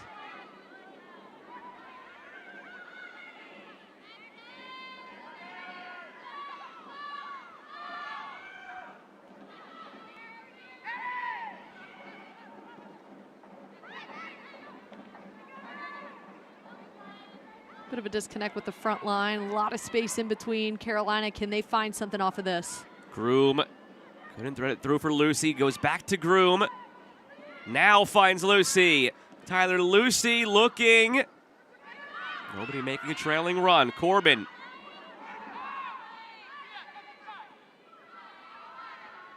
Flag stays down. Contact edge of the area. It's a free kick, not a penalty. Close, though.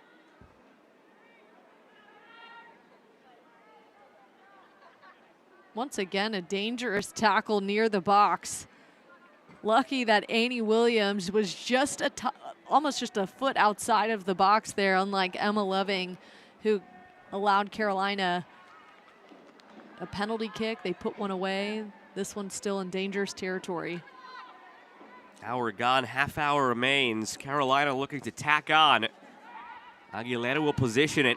Interesting. Aguilera coming up to take this one. Figured from here it would be a right-footed player who might go for a goal. With her left foot, you expect this to be a service. Unless she rolls it along for Lillian Abet to have a smash at the top of the box.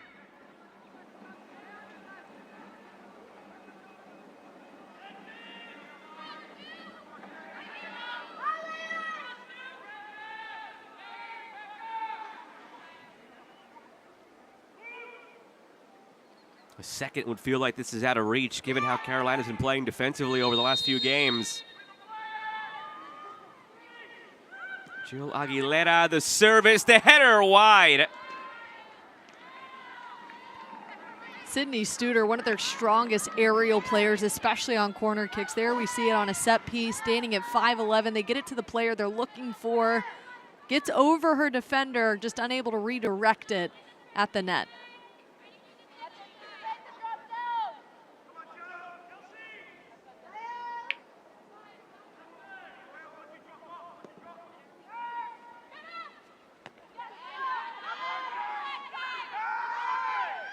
Worked ahead. Coleman. All of a sudden, Carolina enjoying a spell of play here. Corbin. Merrick. Addison Merrick left it too close for Doherty. I believe both of Sydney Studer's goals, too, came out of the air that she has this season. A couple of games ago to get this win streak started.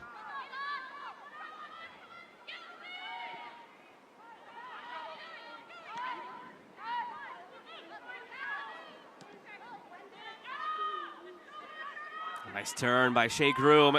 Anticipated the pressure from Cujo, almost threaded the needle.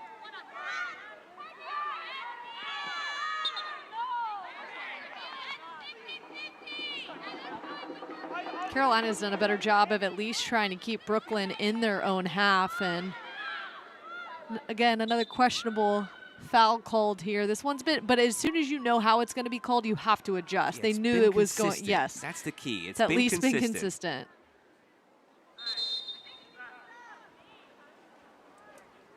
Change coming for Brooklyn. So it'll be Sam Kroger departing. Although Kroger is just going over for part of this conversation now as an injured player is being tended to. Jessica Graziano will be coming on, we're told, if and when that sub happens for Sam Kroger. We see Darty getting some more attention, as you mentioned familiar. earlier. Yeah, familiar. Hey, if the referee's not going to break it up and allow it to continue, use it as an opportunity. Is. We don't get timeouts in soccer, and so this is essentially opportunity. A timeout. Yeah. And the Surprise. powers that be in charge of the laws of the game have been working to sort of patch this glitch, essentially.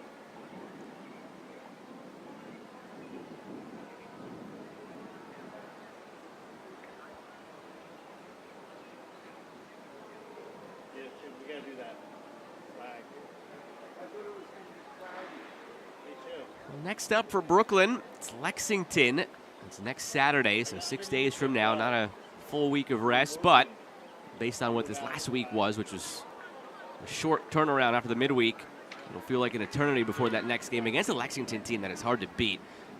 You can look at it glass half full, glass half empty. Well, they only have 8 wins, but they only have 2 losses with those 10 draws. Very tough team to beat, Lexington. That's going to be a tough one for Brooklyn, and as you mentioned, not a lot of fresh legs that they'll have for a really strong side in Lexington, but I think it's going to be a really good benchmark of where Brooklyn is at right now in this season, and can they make a final push as the playoffs are just around the corner in May. Carolina looking for what could be a 5th straight win if they hold on here, and they will be doing so against Fort Lauderdale on Saturday. Fort Lauderdale team that's below that playoff line and struggling. Fort Lauderdale's had their number a time or two against Carolina, putting one away in Carolina. I believe one of the last times that they met, and that's when Carolina was in that scoring drought of creating so many chances, feeling like they had games in hand and just weren't putting them away. Now that they're on the flip side of things, on a win streak, what will they look like against Fort Lauderdale? Quickly the other way.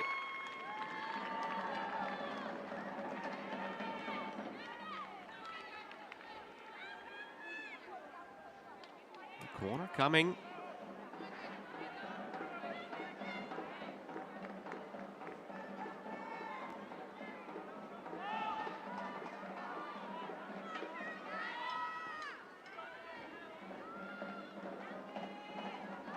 Emma Loving, not the best service. And a foul called. Again, it's the same sort of ticky-tack foul being called, but the threshold's been set. You have to play within the confines of the game the referee has set up for you.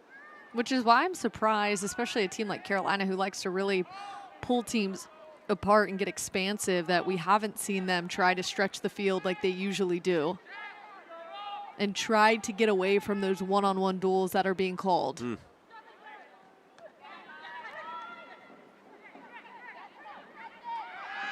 Free kick coming as Mackenzie George was pulled down. I think she's going to be issued here. Nope.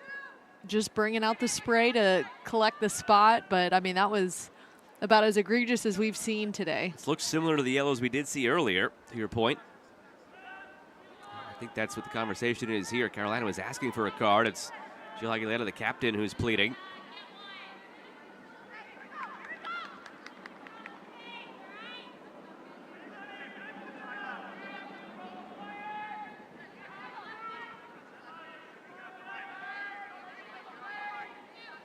Don't be surprised if Aguilera tries to surprise Doherty here with a go-at goal with that left foot of hers.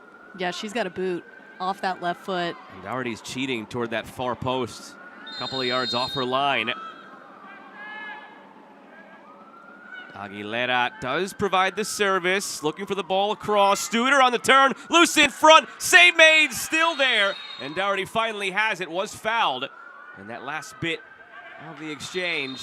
I think they got 4 touches in the box off of that set piece. Carolina, 4 different chances to put that one away. It kept getting knocked around. A great service in from Aguilera. He couldn't ask for anything better than this. Sets up for just a tap off that left side to give somebody a chance. Great work, though, by Doherty, who just right place, right time on stopping that last attempt in here. She just lands on it. Looked like it was off the foot of Audrey Coleman, who's been hunting the back of the net. Trying to get down to make the save and just landed on the ball. Good. Very fortunate. Sometimes you're right where you need to be.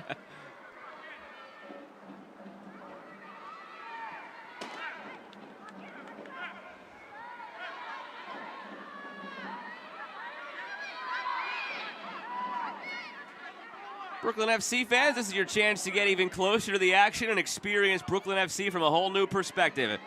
Scan the QR code on the screen to enter for a chance to win 4 free seats in Brooklyn FC's new pitchside seating area. These seats put you just steps from the action where every pass, tackle, and goal happens right in front of you. Those were those seats I was talking about at the very beginning of the match where, you know, already you see the baseball wall around and baseball stadium wall, and it kind of throws you off. And then those stadium seats, I'm sure, on the pitch would be tough. Ooh, argument there from Brooklyn. They felt that Sydney Martinez was outside of the box as she handled that. No call made. Harrison Merrick brings it forward. Lucy onside. Lucy to the backside. Audrey Coleman could not rise to meet it. Man, and that connection has been on between those two off today. Just having an off day between Coleman and Lucy. So far, still time to rectify it, and a corner coming for Carolina with 20 minutes remaining.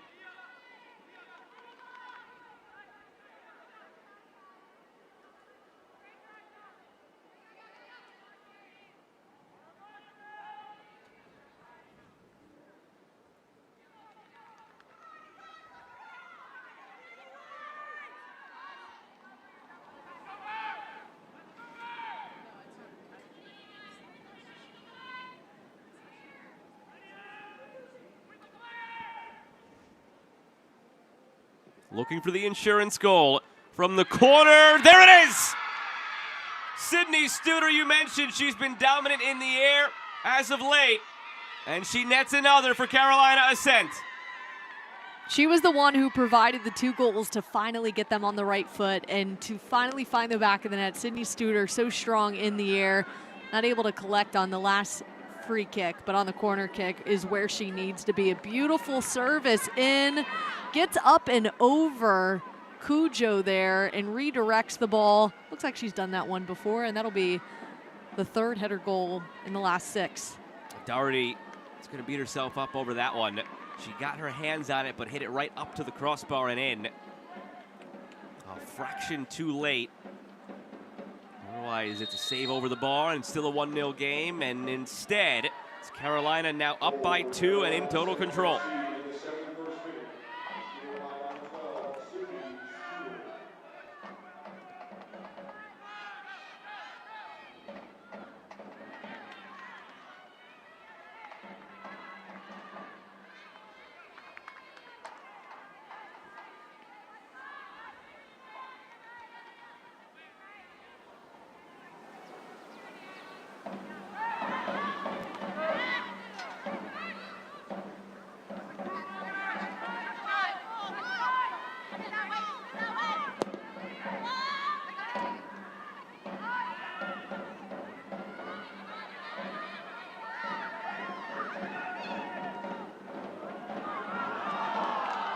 Look they've had through Garciano.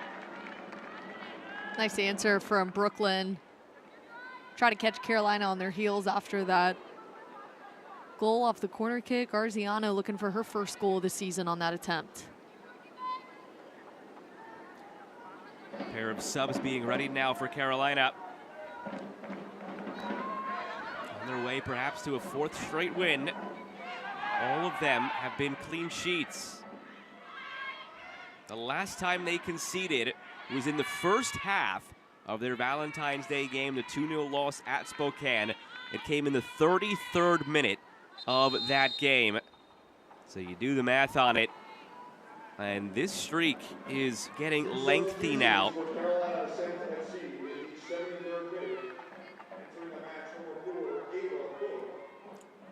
A minute from 400. Once we hit the 74th minute, it is 400 straight minutes without conceding a goal for Carolina. Part of that, again, goes back to their loss against Spokane. They last conceded in the 33rd minute of that game. Could be on their way to a 4th straight clean sheet here. Philip Poole saving some legs here. Bringing in Ava Cook and Taylor Porter, who got the start last time out. She should be coming in on fresh legs now.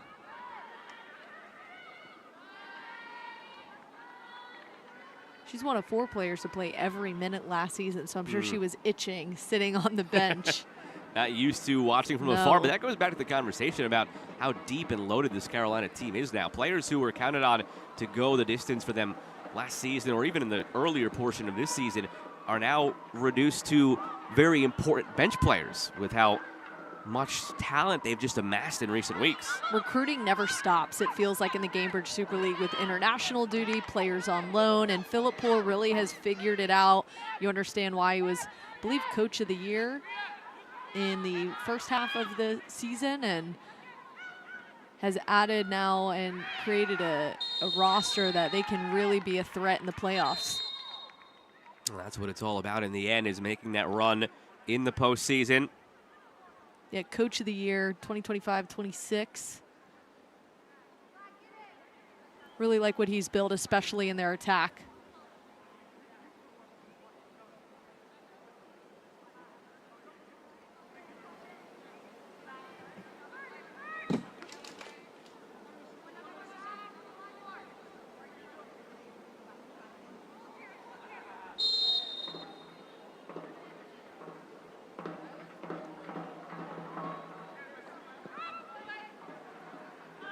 From the free kick, an errant clearance attempt from Jordan Thompson. I don't know if she ever really saw that ball.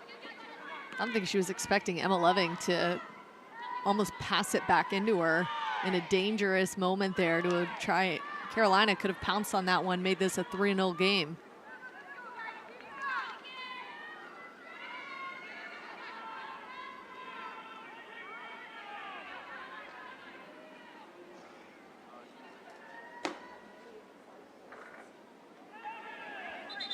little bit of a mismatch there inside. I'm surprised that Cujo is still man-marking Studer on these corner kicks. Need to put somebody with some height, potentially. Carolina will Rebecca say thank Cook. you. Yeah. Carolina will say thank you and see if they can't add another one Exactly. here and put this game fully to bed.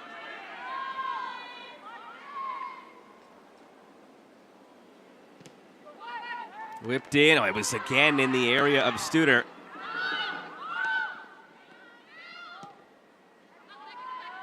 Secondary ball on the volley, deflected. Was it off of last? Another corner.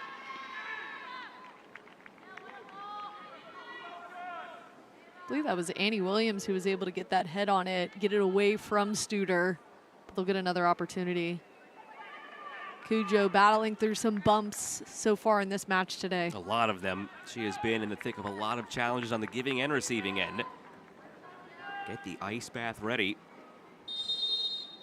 Certainly deserved after 3 matches in 9 days for Brooklyn's side.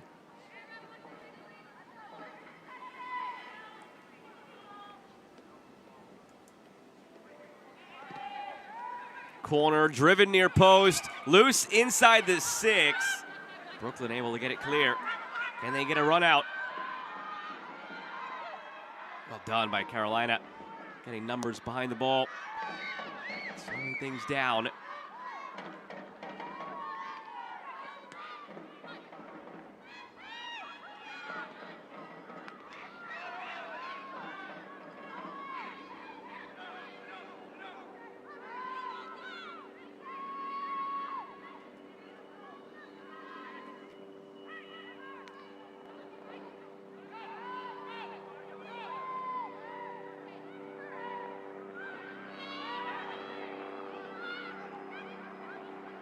Turning into space. Porter ahead, looking for Lucy. Much more of a dominant performance here that we're seeing in this last stretch from Carolina Ascent, figuring out the seams to play through. Might just be Brooklyn on tired legs, but they've got to get organized centrally.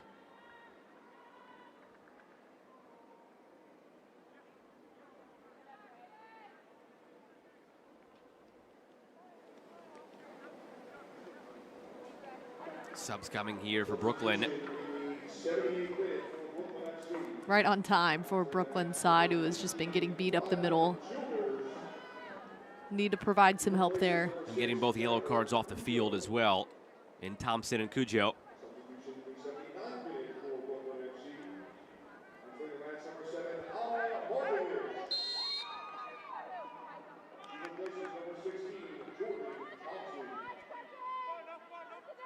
Markovic and Chalmers come on for Thompson and Cujo.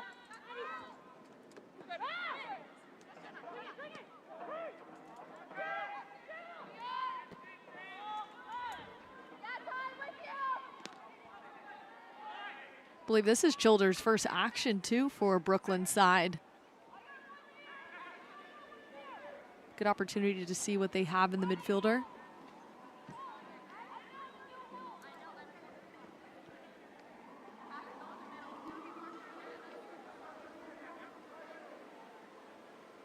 A long throw coming from Mia Corbin, has a goal and an assist today.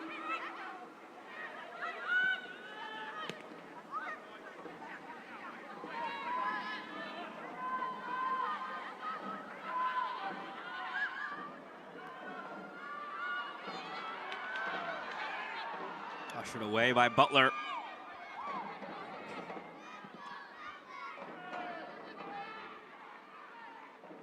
Carolina continues to have an answer for these breakaways we're starting to see from Brooklyn. We heard from Philip Poole about the sort of chaos that Brooklyn can create in opponents attacking thirds. The way he described it, though, it's a controlled chaos that they have just been able to use to their advantage. Right now, Carolina has just had a good answer to any of that so far, now 80 minutes in. Addison Merrick will depart. Some more fresh legs out there. Brianna Martinez replaces.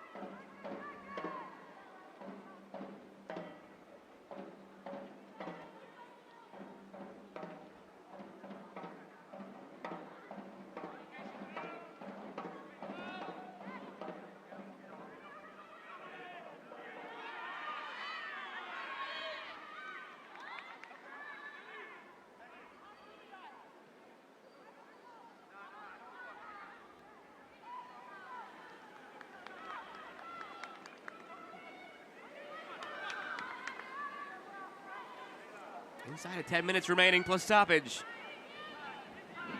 It's all that separates Carolina from a 4th straight win and a 4th straight clean sheet victory. Carolina has had Brooklyn's number. Undefeated overall in the series, going 4-0-2 against Brooklyn, and seems like they will keep that unbeaten streak.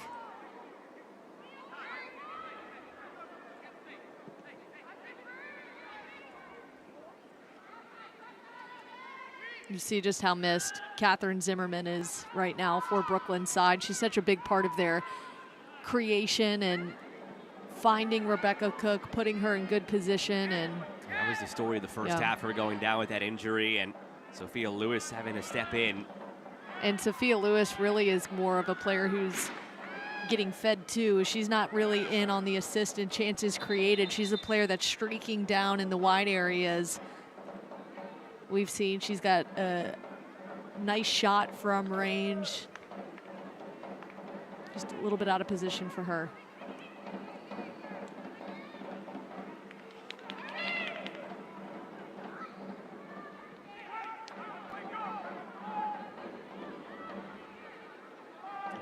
Shots to 10 in favor of Carolina. Expected goals are 3.17 to 0.64.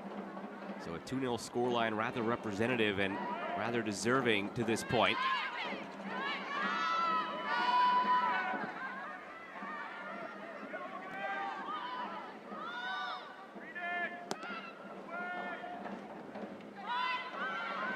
Where you talk about the strength of the back line of Carolina. 62 final third entries for Brooklyn.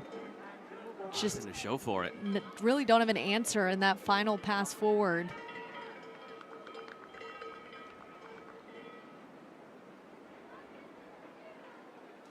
Two substitutions in the 84th minute for Carolina Ascent FC.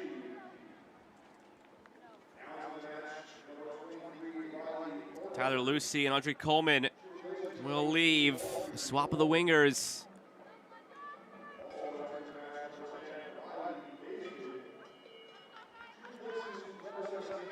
Speaking to death, Riley Baisden, who was a day one starter, coming off the bench pretty late. We'll see if she can provide a little bit of spark. Same thing with Riley Parker. Those are two that they heavily leaned on at the first half of the season. Riley squared the substitutions for Carolina.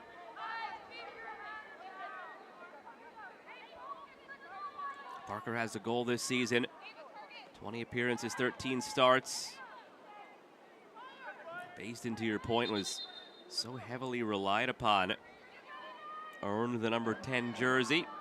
20 appearances, 13 starts, 4 goals up until today.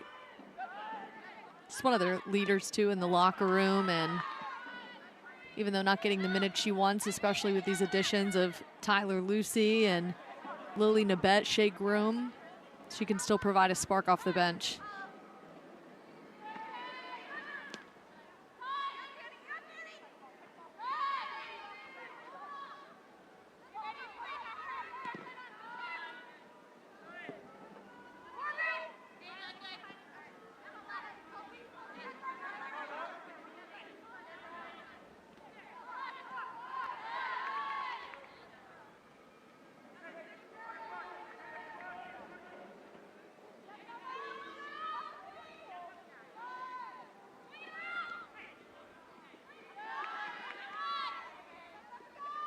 Never really have found any sort of sustained attack, Brooklyn. They've just been under it the whole time. Haven't strung many passes together, haven't tested. Sydney Martinez had that one mental error in the first half that led to the penalty, and one marking error on the corner. Both goals from set pieces, from dead ball situations for Carolina. Not without effort. Cujo has certainly tried to build out of the back. We've seen a more of a direct approach. Brooklyn in transition. Carolina shutting them down, but as you said, Carolina really streaky. There's been moments where they've gotten forward. Haven't seen Mackenzie George be featured really up that left side as much. They've started to settle in now with a 2-0 lead that feels more comfortable than it looks. And this is something that you look for a team that has aspirations of winning a championship this year, Carolina Ascent FC. They pick the moments and they capitalize in the moments. Those are the fine margins that separate good teams from championship caliber teams. Even when they don't have their best stuff, you could argue they didn't have their best today. They certainly did not have their best in their win over DC in the midweek, but they found ways, set pieces, momentary lapses from the opposition that they seize upon and capitalize on. That's the mark of a championship caliber team.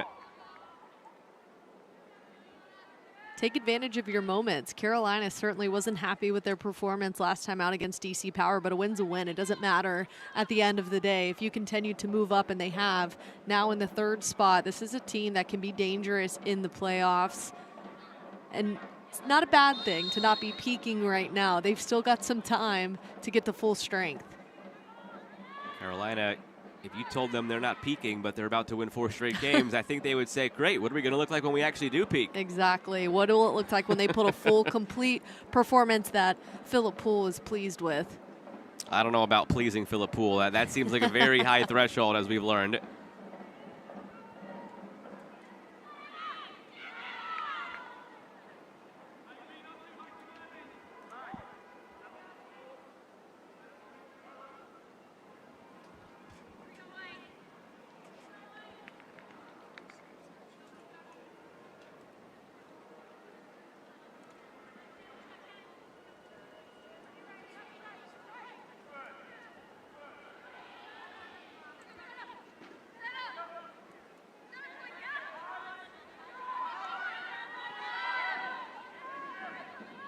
Childers, Hill,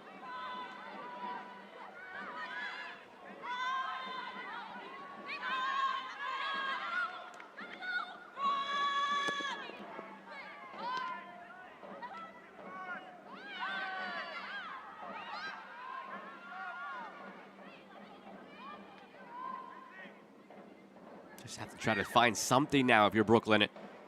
Even if you just net that one, put the pressure on Carolina going into stoppage time, and look out, right off the face.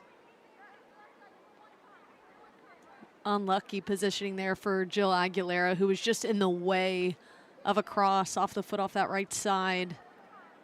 Short range to be taking a hit like that to the head. Definitely the right call. You saw the referee called over the training staff immediately once she went down with that hit. Brooklyn in desperation mode. You saw on the other side, Anna Markovic put her hands to her face. I don't think she saw Aguilera there.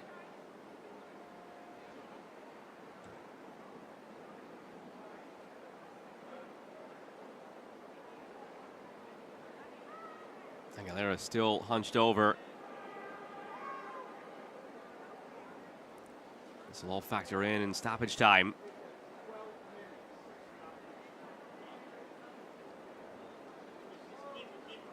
What an effort we have seen from Jill Aguilera when you talk about just the player profile. Never really played left back prior. More moved from left winger to the back line and has been a stalwart for them. Unlucky positioning here. Yeah, straight off the nose, and they're trying to plug the nose to stop the bleeding right now.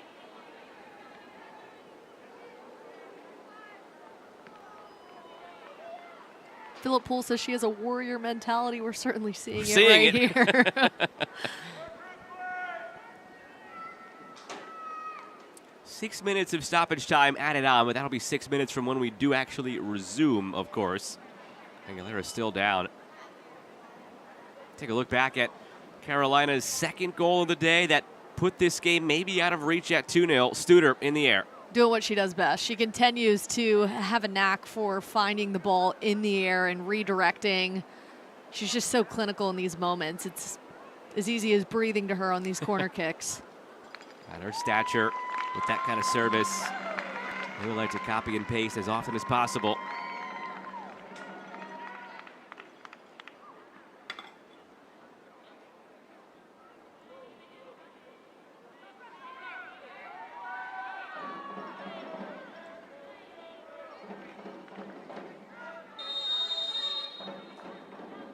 official 6 minutes of stoppage time from now. This figure will go to about 97 on the clock.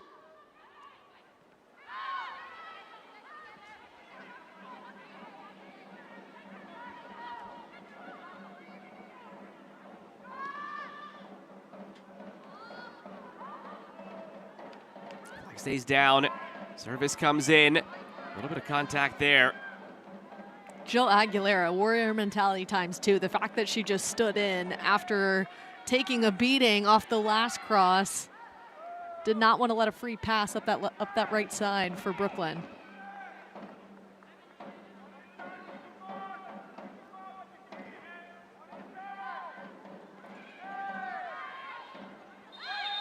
And a foul against Brooklyn. Those are the moments you can't have right now.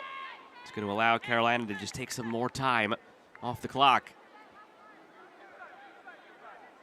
Really just has not gone Brooklyn's way at home.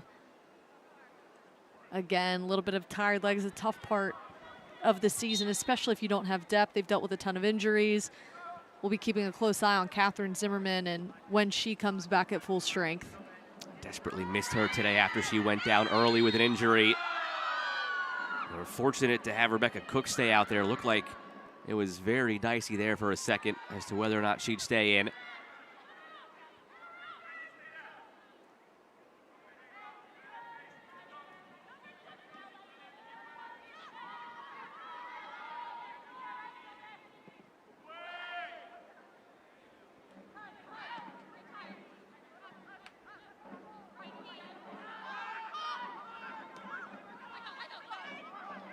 Childers.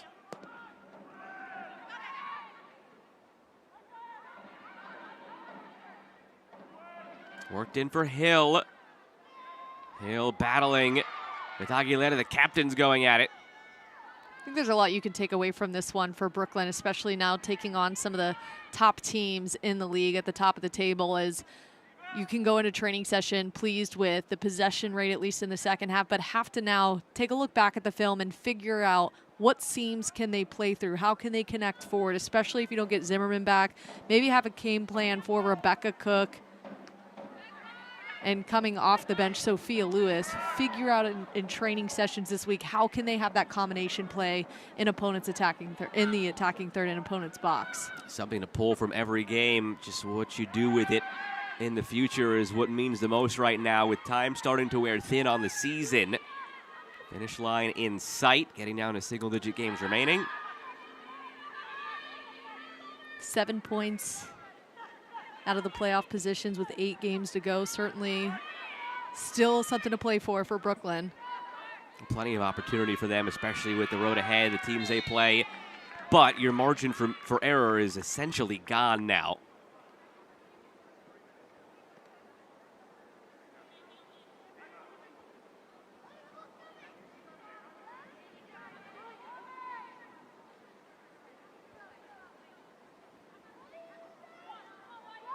Annie Williams having a little conversation there with the officials. She's one, as well as Cujo, have just desperately tried to create and start that build out of the back. A little bit of a disconnect between that middle and front line as they get forward.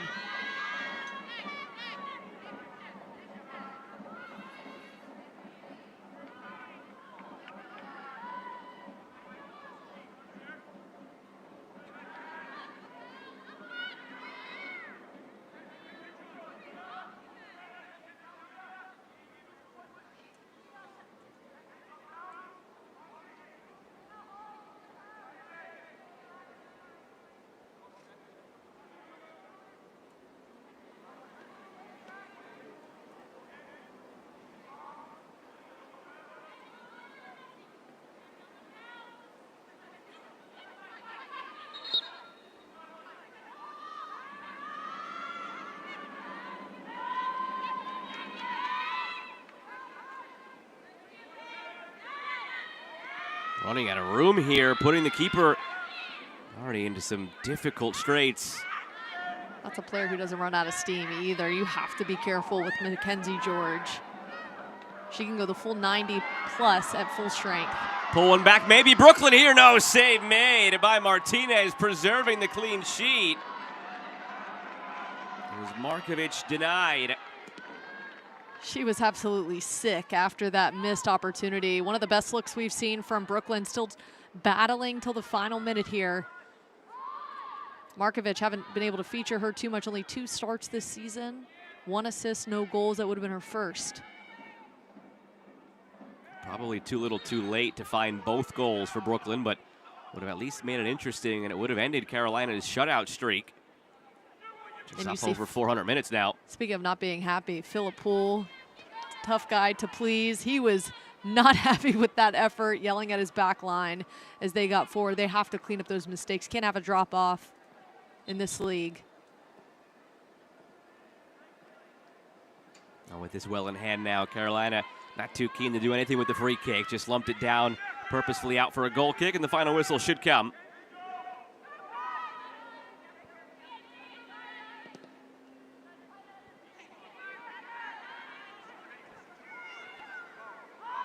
Beyond the 6 minutes that were given, plus the 1 extra minute we anticipated. Final whistle goes. Carolina Ascent FC have now won 4 straight games, all of them clean sheets, and they are currently looking like true contenders in the Gainbridge Super League. They continue to find a way to get it done, even when they're not in their best form, as they believe, out on the pitch. They felt like they were not as effective in possession, wanted to control this game a little bit better, but when the mistakes came, they punished Brooklyn, and that's the sign of a really strong team, is when they've got their moments, they take them. Meanwhile, for Brooklyn's side, they got forward, but can they get the numbers in support anytime they enter the final third? That'll be something they talk about this week in training sessions. It was just 2 for Carolina. Could have been more if not for some of the efforts in goal from Kelsey Doherty. With that, we look at tonight's Save of the Game, brought to you by Cashable, the home of socially responsible credit. Go back to the first half for this terrific stop by Doherty. Kelsey Doherty had to lay out here. She was going up against somebody who knows how to find the back of the net, and Tyler Lucy. That left foot almost into a split as she was cutting off that angle. Really nicely done by Doherty. After that, it would be a goal in the first half on a penalty for Carolina and another off a corner in the second half, adding up to this 2-0 victory. We will chat with Sydney Studer on the other side. Carolina 2, Brooklyn nothing in the Gainbridge Super League.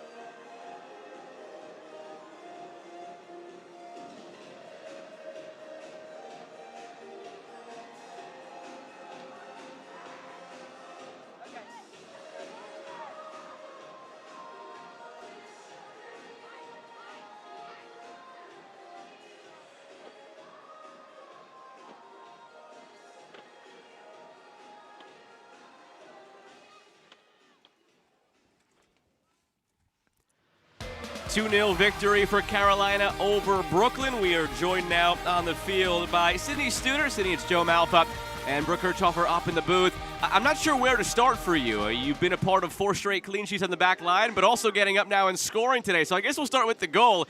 You've had some success now in the air as of late. What's working for the group on set pieces? You know what? There's great service, and I'm trying not to be a one-hit wonder, so just trying to do my job. Sydney, the last time I talked to you, you had the back-to-back 2 header goals in that victory. Now, good to see it continue here. It seems like the connection between you and Aguilera is so strong. When you're approaching corner kicks, what are you looking for in your matchups too, with in terms of size and making sure you are in a good position for a mismatch? Honestly, I'm just trying to do my job, and Philip tells me to make a double chin. I don't think I really have one, but, you know, he tells me to make a double chin. It's not that hard. Tell me where that comes from. What does that mean? It just means that you don't have to put so much, like, force into it. Just kind of, like, get up there and get it. Because I got the jumps. But I try to joke that I don't have one, so. Whatever cues you need from your coach to get it right. Whatever it takes. Yeah. And whatever it takes applies on the back line. Oh, no, go ahead.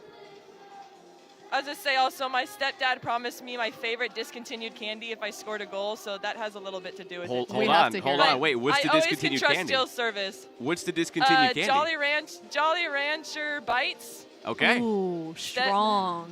All right. My dad owes me them now. First of all, you're breaking me some bad news. I didn't realize those were discontinued because I love those as well. They are. But the important thing here on the back line for you all now, it's 4 straight games with a clean sheet after you had a bit of a tough stretch leading into these 4 games. What has really changed defensively for the group?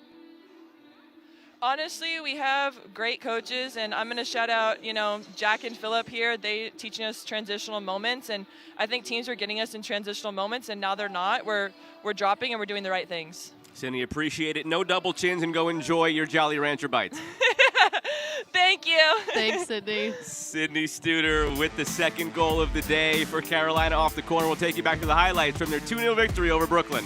Hopefully Philip Poole is happy after the effort we saw here. And, of course, the challenge by Jill Aguilera, who absolute warrior going in, attacking that moment. And it sets up this penalty kick that Mia Corbin has no problem slotting into an area that they just had no answer for in Kelsey Darty.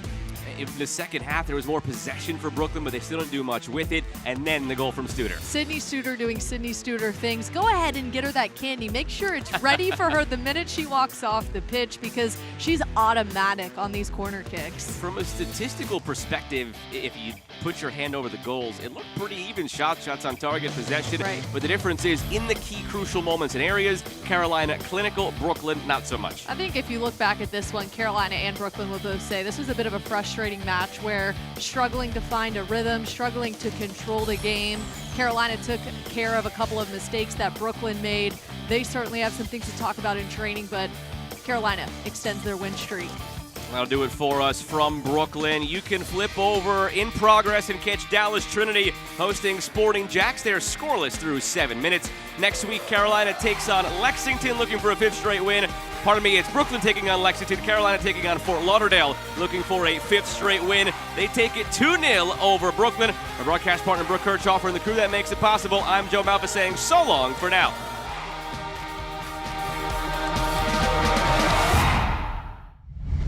This copyrighted telecast of the United Soccer League cannot be retransmitted, rebroadcast, or reproduced without the express written consent of the United Soccer League.